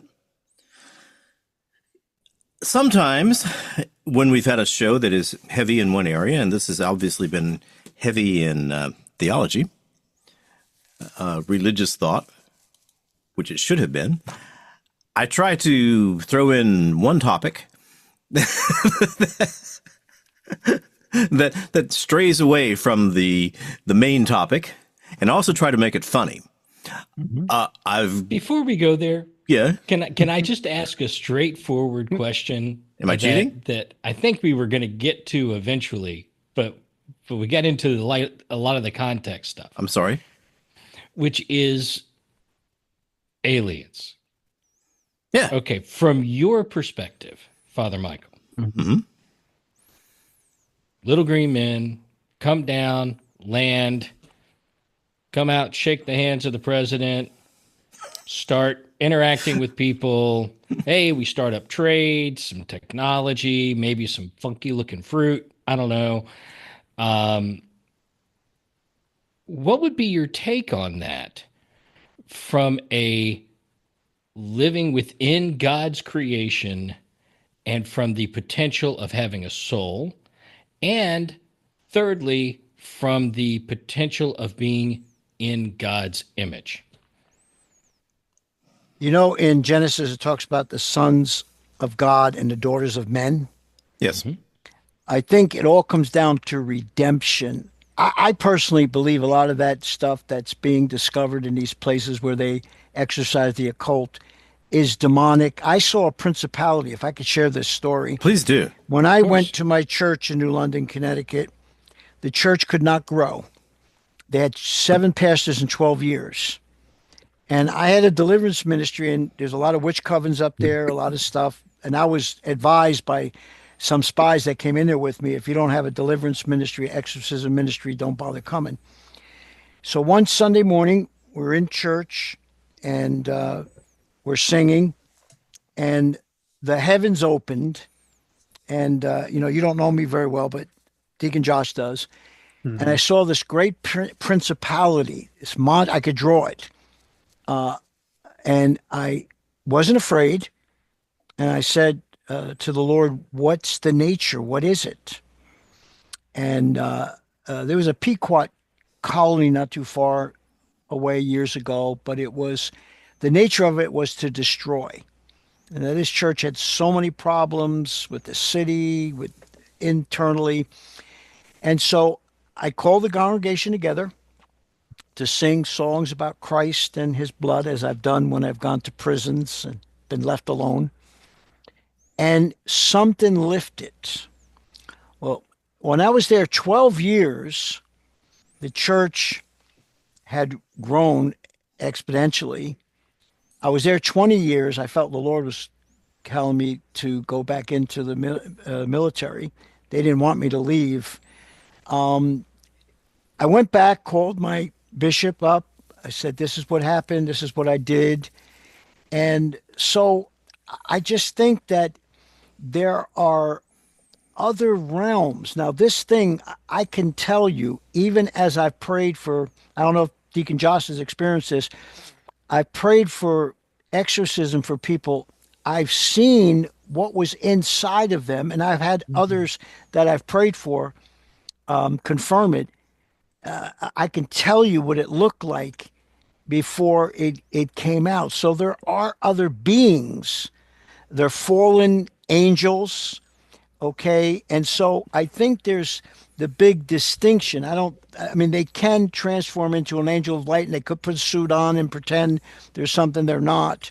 But I think you have the redeemed, and I think Christ died for the world, okay? Not the universe. And then you have the daughters of men. I think that, they're of a lesser God, if you will, because of their decision. So I would, like if something like that happened, I would be suspicious of it. But I mean, all these years and all these supposedly, sightings, and we've not seen anything substantial. Now, I've seen, like I mentioned, this was a big, monstrous. I'm talking about a principality over an area. And I've seen small fallen angels in the bodies of people. And even tell somebody stories at Yale, where they don't believe anything. But so I think we could have that, but it would be a deception. I don't think we've necessarily seen that. You look in Ezekiel 1 and you get these people talking about spaceships, wheel within a wheel, and all these careless exegetical things. So I don't think in our lifetime, at least, I'm proven wrong otherwise, but I think there are demonic entities that have deceived people and could deceive a nation. And so these people, when I left the church, it was about 200. We had a school from K, including the children, to 12, and another campus with teachers from 6 other churches. Had a worship team of about 14. Had a building, young families, and so on and so forth. And it was all because of the demonic influence that hindered it. But God actually showed me that. So if that were to, I saw it in the sky, but if that were to appear in some way, in a disguised way, that would be a soulless spirit that certainly was created by God, but not in his image and his likeness, that we are, especially as we're conformed into the person of Jesus Christ. Okay. Each of us, well, I don't know about Deacon Josh, but I know that Father Mike, Vic, myself have each had sightings of UFOs. Vic has had the most, and I've known other people that have had experiences, and I've heard plenty of stories of experiences that weren't negative, that just seemed to have no purpose, right? They just were an experience that somebody had. And so I am typically of the mind that there could be plenty of other creations out in the universe. There's nothing said that God stopped after the 7th day and that he didn't start a new work week. And, we have some other creatures out there. I also am open to the possibility that it is all just a long con. And that, each of these experiences that are not negative are just another piece of propaganda that are demonic in nature. I see the same thing with ghosts. I'm the paranormal investigator of the group. We started that, my wife and I, back in 2010, I think. And we've had plenty of interactions that had no negative outcome. I can tell you some interesting stories about the spirits, even my father, that were not committed to God and roamed on the earth, beseeching. This one particular priest prays for the souls, and he's in a monastic, cloistered type of ministry, and he claimed that a famous movie star who committed suicide came to him and asked for his prayer.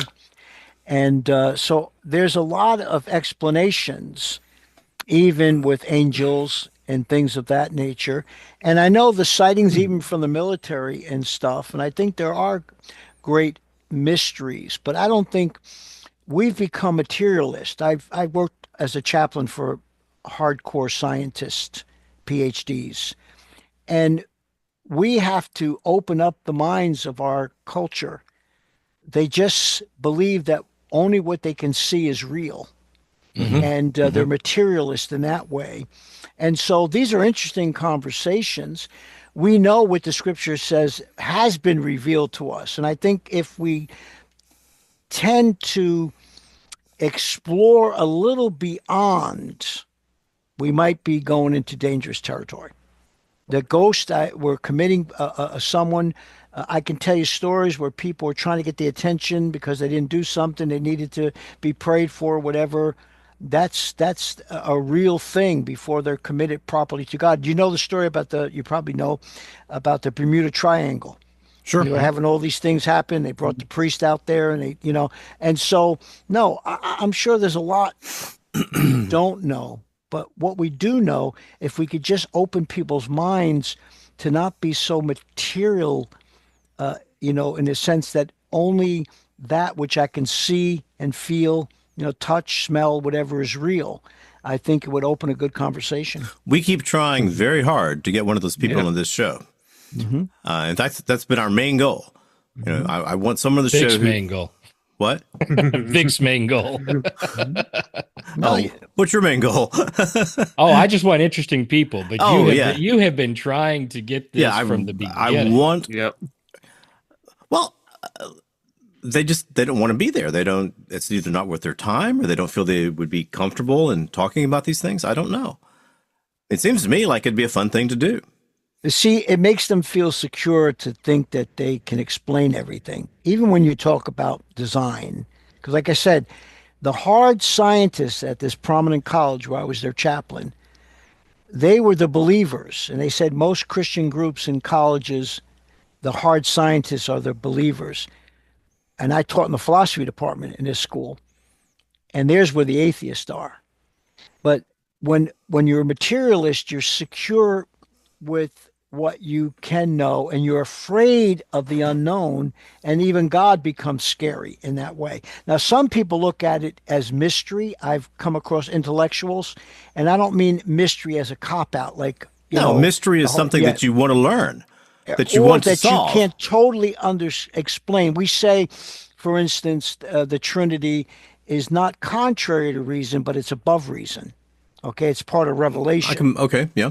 Mm-hmm. And so you have people that they're just secure. I can see it in a test tube, and even if I experience it, I'm going to give it some natural explanation. And I think they're just afraid that some of the things that they've denied all their lives might be true. Right. And they have to reevaluate their entire thought process. Exactly. And who they are. Exactly. Let me okay, go. Vic. I've asked my question. No, you can go wherever you want. We're not going to get to something funny tonight. But I'll give you the topics I came up with. But the topics were reptilian tantric sex,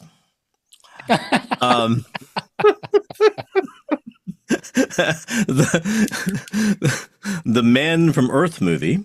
Who's seen The Man from Earth? I'm not familiar with that one. Huh? Maybe. I don't know. If you've seen it. Okay. Mike the Headless Chicken.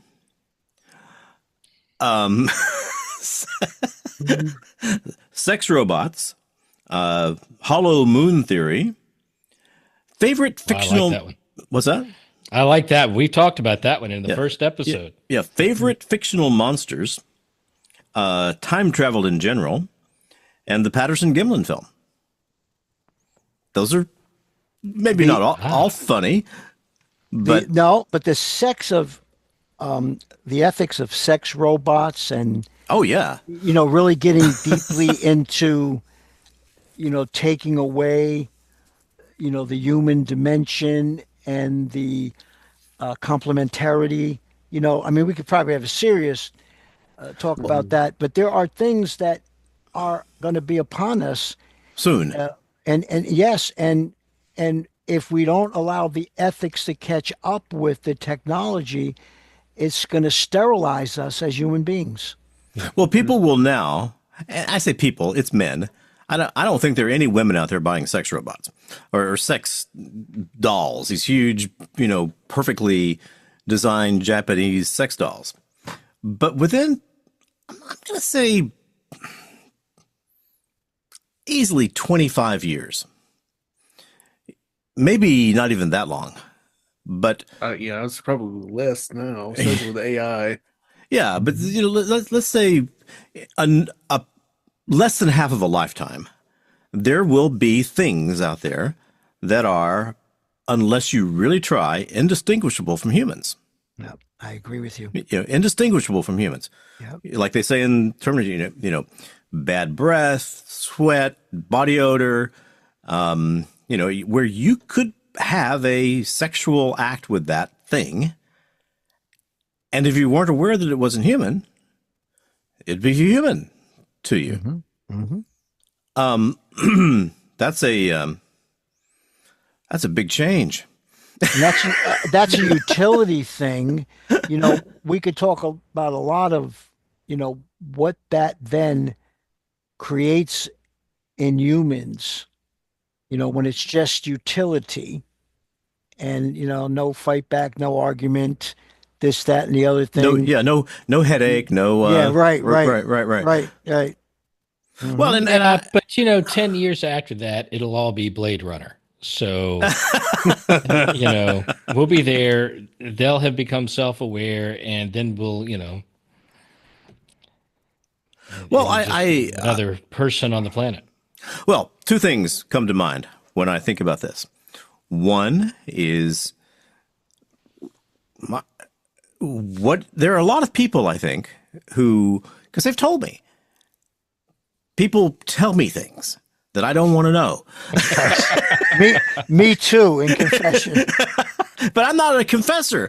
I'm just a dude sitting on a bench. I have a seal of confession. That's it. Can't tell anybody. But they'll talk to me. I mean, I can remember a guy talking to me, I don't mean to offend anybody here.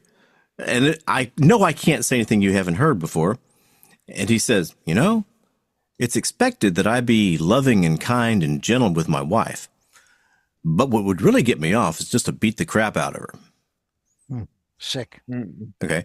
And so once again, I'm on this bench. This guy's talking to me. And I'm like, oh, dang, I just don't I don't want to know this. Why are you telling me this? Mm-hmm. But that will be the perfect opportunity. I've got a thing that I can make look just like my wife. It costs a half a year's salary or 2 years' salary or whatever. And if I want to abuse it all day long, I can do so, and I can say that I'm not abusing a human. Now, I don't think it matters that you're not abusing a human. I think in your mind, the intention is that you're getting the jollies of abusing a human, and that's just as bad. Now, my father was very abusive. He knocked my mother's teeth out when she was pregnant. Mm-hmm. I mean, I grew up with that. I grew up with the same thing. When they had me counseling guys, special forces guys, I just tell the Army, look, I'm not your man. For guys, and at one time we had a meeting in my office, and they were screaming at each other, and I say, it's your time to talk. And so all the NCOs came to me later and said, Chaplain, why did you let them do that? I said, because if I didn't, he'd go home, go in the drawer, pull out a knife and slit her throat. I said, you got to contain it and deal with it. But yeah, that's a hard one. Then they wanted me to testify against him and stuff. I said, no, I did what you asked me to do. And we know there's some brutality here, and irrespective of what is informing it or what brought him to this place. No, I think these things are projected. When I grew up and you grew up, the Jetsons, now we got to watch that, Yeah. and all that kind of, but some of again, getting back to what we said earlier, the soulish mind, I think we're seeing basically that. We got this great intelligence, but no virtue to inform it. I have met a number of people in a hospital setting who behaved in such a bizarre, what to me seemed demonic way, that I came to think of them as being perfectly possessed, just as Malachi Martin talks about being perfectly possessed. Mm-hmm. Now I'm sort of beginning to expand that thought. What if they didn't have any soul left to possess? I mean, can a human being simply forfeit his or her soul? I think that's a very important concept, and Jesus talked about, you can get in the world and lose your soul. But I think, as we discussed earlier, it's progressive. You can look into a person's eyes and realize they're possessed by something other than the image of God. Yes, you can. So yes, I think you're onto something there, and I think that should scare us. And I tell them, writing this paper on confession, that when we realize we're slipping, humanity's slipping, we need to get back, and function in the capacity we have as being made in the image and likeness of God. But they're no longer free because they've given it over to such an extent. And I mean, you see some very, very, there's no pure evil. Augustine explains it, evil, and Deacon Josh said, is like a parasite. Okay. God made everything good, but it's eating away. It's like a hole in a shirt, that type of thing. But I think these things should alarm us, when we see. Now, I saw you had one show on evil children or whatever. Our daughter that passed, there was some like psychological issues, but I mean there would be times that she would foam at the mouth, curse God. I mean, have tremendous strength. I've seen that in other people I prayed for. I mean, she was tormented, and you realize something else is going on. You know, we used to call it evidence of residence here than just a psychological or a I physical. like that evidence of residence. Yes, That's a great it is. phrase. It is. It is, you know. And Yeah. so, having dealt with that, I've had more people come to faith when they've seen manifestation of demonic powers, whether it's through other voices or whatever. They've got stronger in their belief in God. And, it's not something that was a ventriloquist or something that you're trying to make happen. These things manifest in a real way. And, we should be alarmed that we're giving up our humanity. I mean, even these killers, people that get, that are murderers or rapists, their conscience has become seared. They no longer feel it. How can Dahmers, and I've talked about this, about the deterrence of the capital punishment, how can you kill somebody and then eat them? Now, I mean, that's beyond cannibalism. That's beyond, I mean, we know of situations where people ate people when they were stranded and, quote unquote, had no choices, even if you read Dante's Inferno.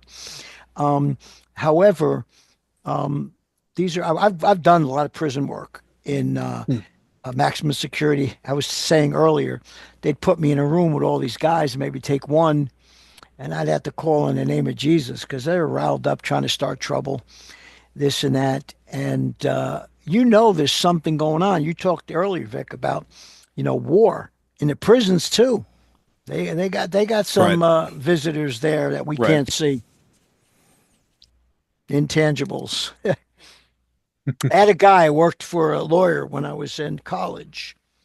I had a lot of funny stories. Guy was 200 pounds and drunk and wanted to wrestle and this kind of thing. But this guy, I still remember his name was Isaiah because I used to go before the judge to let them get out on their own recognizance. He had two handcuffs on him. He broke them. Broke both pairs. Wow. Now, he was somewhat muscular but slender. Yeah. So he wasn't Hulk Hogan or, you know what I'm saying? Yeah. So, okay, Isaiah, seems like you're running away from that name. He's probably dead by now. This was, but yeah. So I've seen superhuman strength in little people that I've encountered that you wouldn't believe some of the things that it's not natural. It's not like, oh yeah, the mother sees her kid under the car, she's going to pick up the car. It's something you can explain psychologically. No, there's other entities there that are helping these people. The first exorcism I assisted Dad with, it was on a 12-year-old boy, very small, just shy of 100 pounds. Mm-hmm. And I was behind him. He was in a chair at the church while Dad was going through the rite, and he almost overpowered me. And I mean, a 12-year-old boy almost overpowering me, and I'm about 300 pounds. So, well, and plus you're pretty damn strong, probably.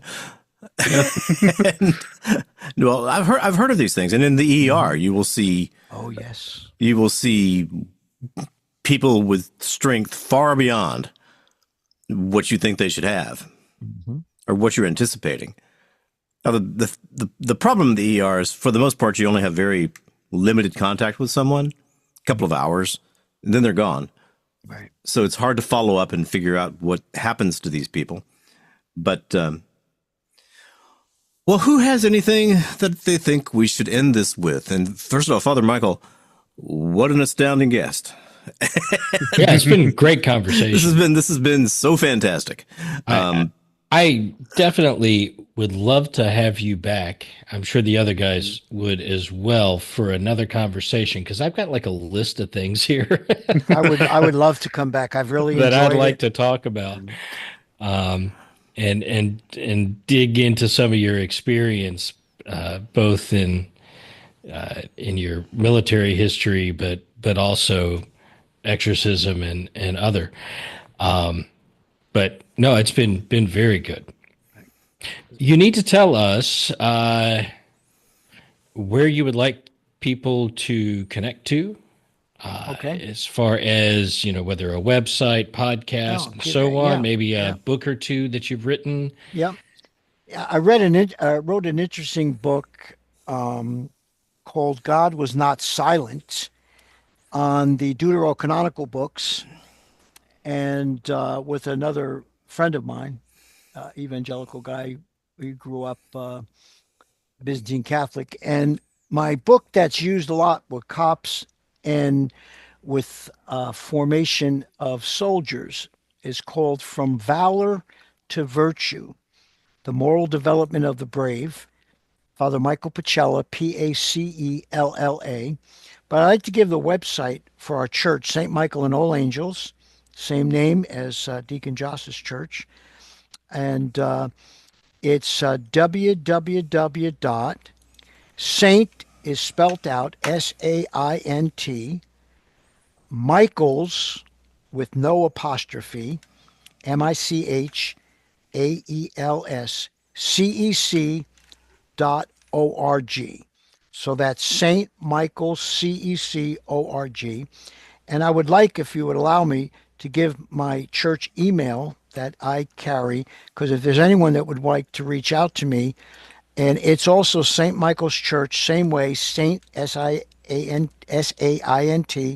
Michael's MICHAELS, no apostrophe, church spelt out CHURCH, 14, Arabic number 1414, at gmail.com.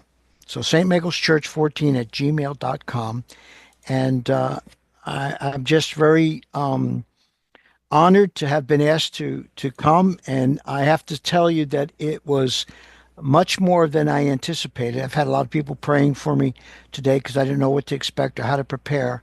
But I would love to come again. And I appreciate it letting me share as much as you did. Oh, Well, so with this crew, prayer ahead of time is probably good. Absolutely. Now you say you are on a podcast too, correct? Yes. Well, Yeah. tell us about that. Yes. It's called Brain Injury Radio, but our particular podcast is called Continue Mission. Now, Captain James McCormick, who has a Silver Star and 3 Purple Hearts, he's the host. He's now working in D.C. He's over the Vietnam veterans. So we deal with all veterans. Then Rich Kilblain is a member of my church. We've been friends for a long time. He's an author, wonderful author. He's an Army historian, but he's a West Point grad. He was a boxing champion there. He's still in martial arts. And Special Forces guy, Green Beret. And so he gives us a historical perspective. And I do the ethics and I do the biblical issues. And I pray after each thing. And it's not, again, a Christian radio program. Although I've done stuff on the demonic and, just any kind of things that they ask me to do, ethical questions, moral questions, contemporary questions. We keep ourselves very current on what's happening in the country. And, we'll try to encourage good people, in those positions, in those prophetic positions. Unfortunately, some of them are pathetic, but they've been doing it for 7 years. When I came on, it was about 100,000, and it's replayed again, but it's live. We were Friday night from 10 to midnight, and I think we've gotten up to at least 160, but it stays right around 130,000, and then it's replayed, and so. We're looking for a different platform, but I'm not in charge. I'm just a permanent guest, and I'm a kind of a subject matter expert in whatever they need. And and I pray for them too. And if people reach out to me or ask questions or whatever, and hope I didn't answer too much, but that's basically who we are. No, that's fine. So It's Brain 2 hours Injury live. Radio. So Yes. this is a what, an Podcast. internet radio channel, or Yes. is this on YouTube or? It's internet, it's a podcast, but then I guess it's posted and replayed, and we get sometimes more people because it's on late. Sometimes and some of my family members will look for it and listen to it later. But I'm not on the technical end of it, but basically it's been a wonderful. There's also another person that has a podcast that I've been invited on, and I've been able to promote my book, mostly that's connected to military and things of that nature. But it's a wonderful. There's 3 of us, and we go at it. We have guests, and Well, I will track down where we can link to for people to connect to it. Okay. And if for some reason I get that wrong, give me a call and let me know, and I'll update the notes. But it'll be in the show notes for the episode. Great. Father Michael, selfish question. Would you ever be willing to come on my podcast, which is called Trailer Trash Terrors? Don't let the name scare you, because the topic of that podcast is whatever's on Vic's mind this week. I grew up in the projects, I've been right. So No, but I've been impressed with you, gentlemen. I'm being honest with you. Well, thank you, sir. Not blowing smoke. And I say yes because I feel like there's substance here. And so, and there's been some opportunities opening for me. And so I like to take opportunity because I feel like it's a good venue for me to share and also to learn and to participate. But yeah, if you go to a restaurant and the meal wasn't really good, or you had bad, I'm not going back. Right. But I'm impressed. And again, I know Deacon Josh wouldn't bring me or lead me wrong. So I'm grateful for that. No, I do not believe Excellent. Deacon Josh would do that. So, all right. I want to thank you deeply for being here. Anything you need from us, let us know. We're happy to do anything we can. We're pretty good technically. And I'm not. But so we're pretty good technically and audio wise and video wise and all that. And I think people are going to love this show. Great. I agree. I know I did. So, all right, going to end it. And Father Michael, I'm assuming I have free reign to occasionally send you thoughts and send you Yes, books sir. as I find them. Absolutely. Things like Yes. that. I would love it. Thank All right. you. Talk to you later. And All bye-bye. right. Thank you. God bless you both. Okay, All sir. right. Thank you. Take care. Bye-bye. Bye-bye. Bye-bye. Thank you again. Wow, that was a close one. We almost got caught in an endless, eternal, infinite goodbye loop. Some of those have been going on since 1821. We'll probably need to call in rescue pretty soon. Well, since endings are such an incredibly difficult thing, how about we have a bit of dungeon talk? I've been doing a podcast for over 3 years. What is it? Brain Injury Radio, Continue Mission with 2 other veterans. We've had as much as 150,000, 160,000. The host is James McCormick. He's a 3 Purple Heart, Silver Why do Star. I know that name? Yeah. Yeah, you probably do. He's working now for Vietnam Vets for America, which I am a Vietnam vet. And and the same thing it's a 2-hour show Friday nights from 10 to midnight. Same thing happens, we get on, we have a plan, but then we keep going and it develops, with the 3. So I hear you. Yes. Sticking to the plan is a sign of a weak mind. That's good. Sticking to the plan. But what do you guys talk about on Brain Damage Radio? We talk about current events, a lot of things that pertain to veterans. I've done some stuff on demonology. I have my postgraduate degree in military ethics. So I do the ethics stuff. I'm also a theologian, so I'll do the theological Wow. stuff. And Rich is a historian. He's a special forces guy in my church, West Point grad. And, of course, James has a very illustrious background. And so, we attack different things, try to take different perspectives. I've taught critical thinking at the university for quite a few years, so we try to keep it balanced. We've had different people with opposing views, and Good. so it's been very good, very good, and yes. But our focus again is on brain injured veterans. Trying to be supportive and resilience. I do things of that nature, moral injury, and soul repair. Those are fantastic topics. Yes, sir. Well, I used to work at, I'm a nurse, but I haven't done nursing in a long time. But one of the places I worked in Houston was TIRR, TIRR. It's the Institute for Research and Rehabilitation. And we had a lot of brain damage veterans who came through there. Very interesting set of problems. And now, one last small bit of Dungeon Talk, where Father Pacella talks about helping someone come to God, as would Socrates. This is perhaps the most important topic we've ever talked about on the Rundown. I've been getting some high-level training from a Roman Catholic exorcist, my diocese. And very interesting. You mentioned about the ghost, and I've been doing this for a long time. And my bishop, he's had a very, very widespread ministry in exorcism, and there's so much we can learn from each other.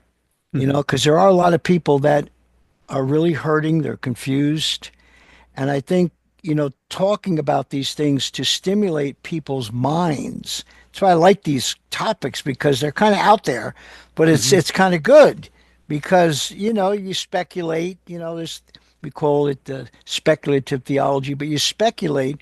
But it's also interesting. But then you come to some important things. I just don't think people think enough. Now I think it needs to be sanctified imagination. I think there's a real danger in using your imagination in an unsanctified way. And I think we have to understand there are parameters. That's interesting. So I think of a lot of my speculation and imagination in my lifetime, especially when I was younger, was clearly not sanctified. Some was even assisted. So I there are dangers there. I can see that, but I also feel like there's value there, because eventually, if it's meant to, it will come back to a solid foundation. Sure, like Lewis and Tolkien. Theology, right? Yeah, absolutely. We no longer, if I'm reading something, a new topic I don't know much about, I'm not averse to reading children's books. In your mind. And I think we've lost that dimension. However, I'm a theologian, so I certainly look for heresies and things where people, went beyond the revelation. But I think that a lot of people, young people, have left the church because they don't feel satisfied that their questions have been addressed or answered. So I think this work that you gentlemen are doing is wonderful. Yeah, Father I don't Michael- think a lot of people are answering questions. I think people are repeating commands. Well, and that's why so many have a bad taste of church in their childhood. I had an encounter with a 96-year-old. I've been evangelizing him since he was 91, staunch atheist. Was reading some of Timothy Keller's stuff. So his birthday was recent, and I asked to pray for him. He had come to church once. And so we got into a big conversation the other day, smart, sharp for that age. And he says, I've talked to people, they can't put two sentences together. He had some hard questions, had some overhears, philosophical things, and you have to address them until a person is. I had a guy when I was at Harvard, his mother was, I think, Jewish, his father was Catholic, and he said, look, I know I can't come to the Lord unless God reveals himself to me. He said, but I need you like a Socrates, like a midwife. I need you to help me, to kind of get there. I know God's going to give the life. And there are people that need. Now, apologetics is no substitute for revelation. However, there are people that need their mind satisfied. And so, no, I think that's very important. And this is a very creative way, by the way, gentlemen. Hello, this is Avalon Leanne Dankworth Smythe. Wasn't Father Pacella absolutely fascinating, and a truly smashing guest? We hope that the Rundown can always bring such wonderful, fascinating, brilliant people to the masses. If you would like to be one of those wonderful, fascinating, brilliant people bringing your wisdom to the world on the Rundown, please write to us at feedback@paranormalrundown.com. You can't imagine how incredibly happy we would be if you did so. All of the music you heard in this particular Rundown episode came from Lobo Loco. We used no media clips, but had we done so they would have been used under the protection of the Fair Use Doctrine. As always, we are in deep need of your feedback. If you enjoyed the show, please let us know at feedback@paranormalrundown.com. If you think the boys are lucky that they can still breathe because breathing is automatic, after all, let us know at feedback@paranormalrundown.com. If you feel that we didn't answer any of the major questions we should have, let us know at feedback@paranormalrundown.com. Are you getting the picture? We need your feedback at feedback@paranormalrundown.com. Oh well, I've done my best, so until next week, this is Avalon Leanne Dankworth Smythe signing off and heading back to the great mysterious nether regions from whence I come.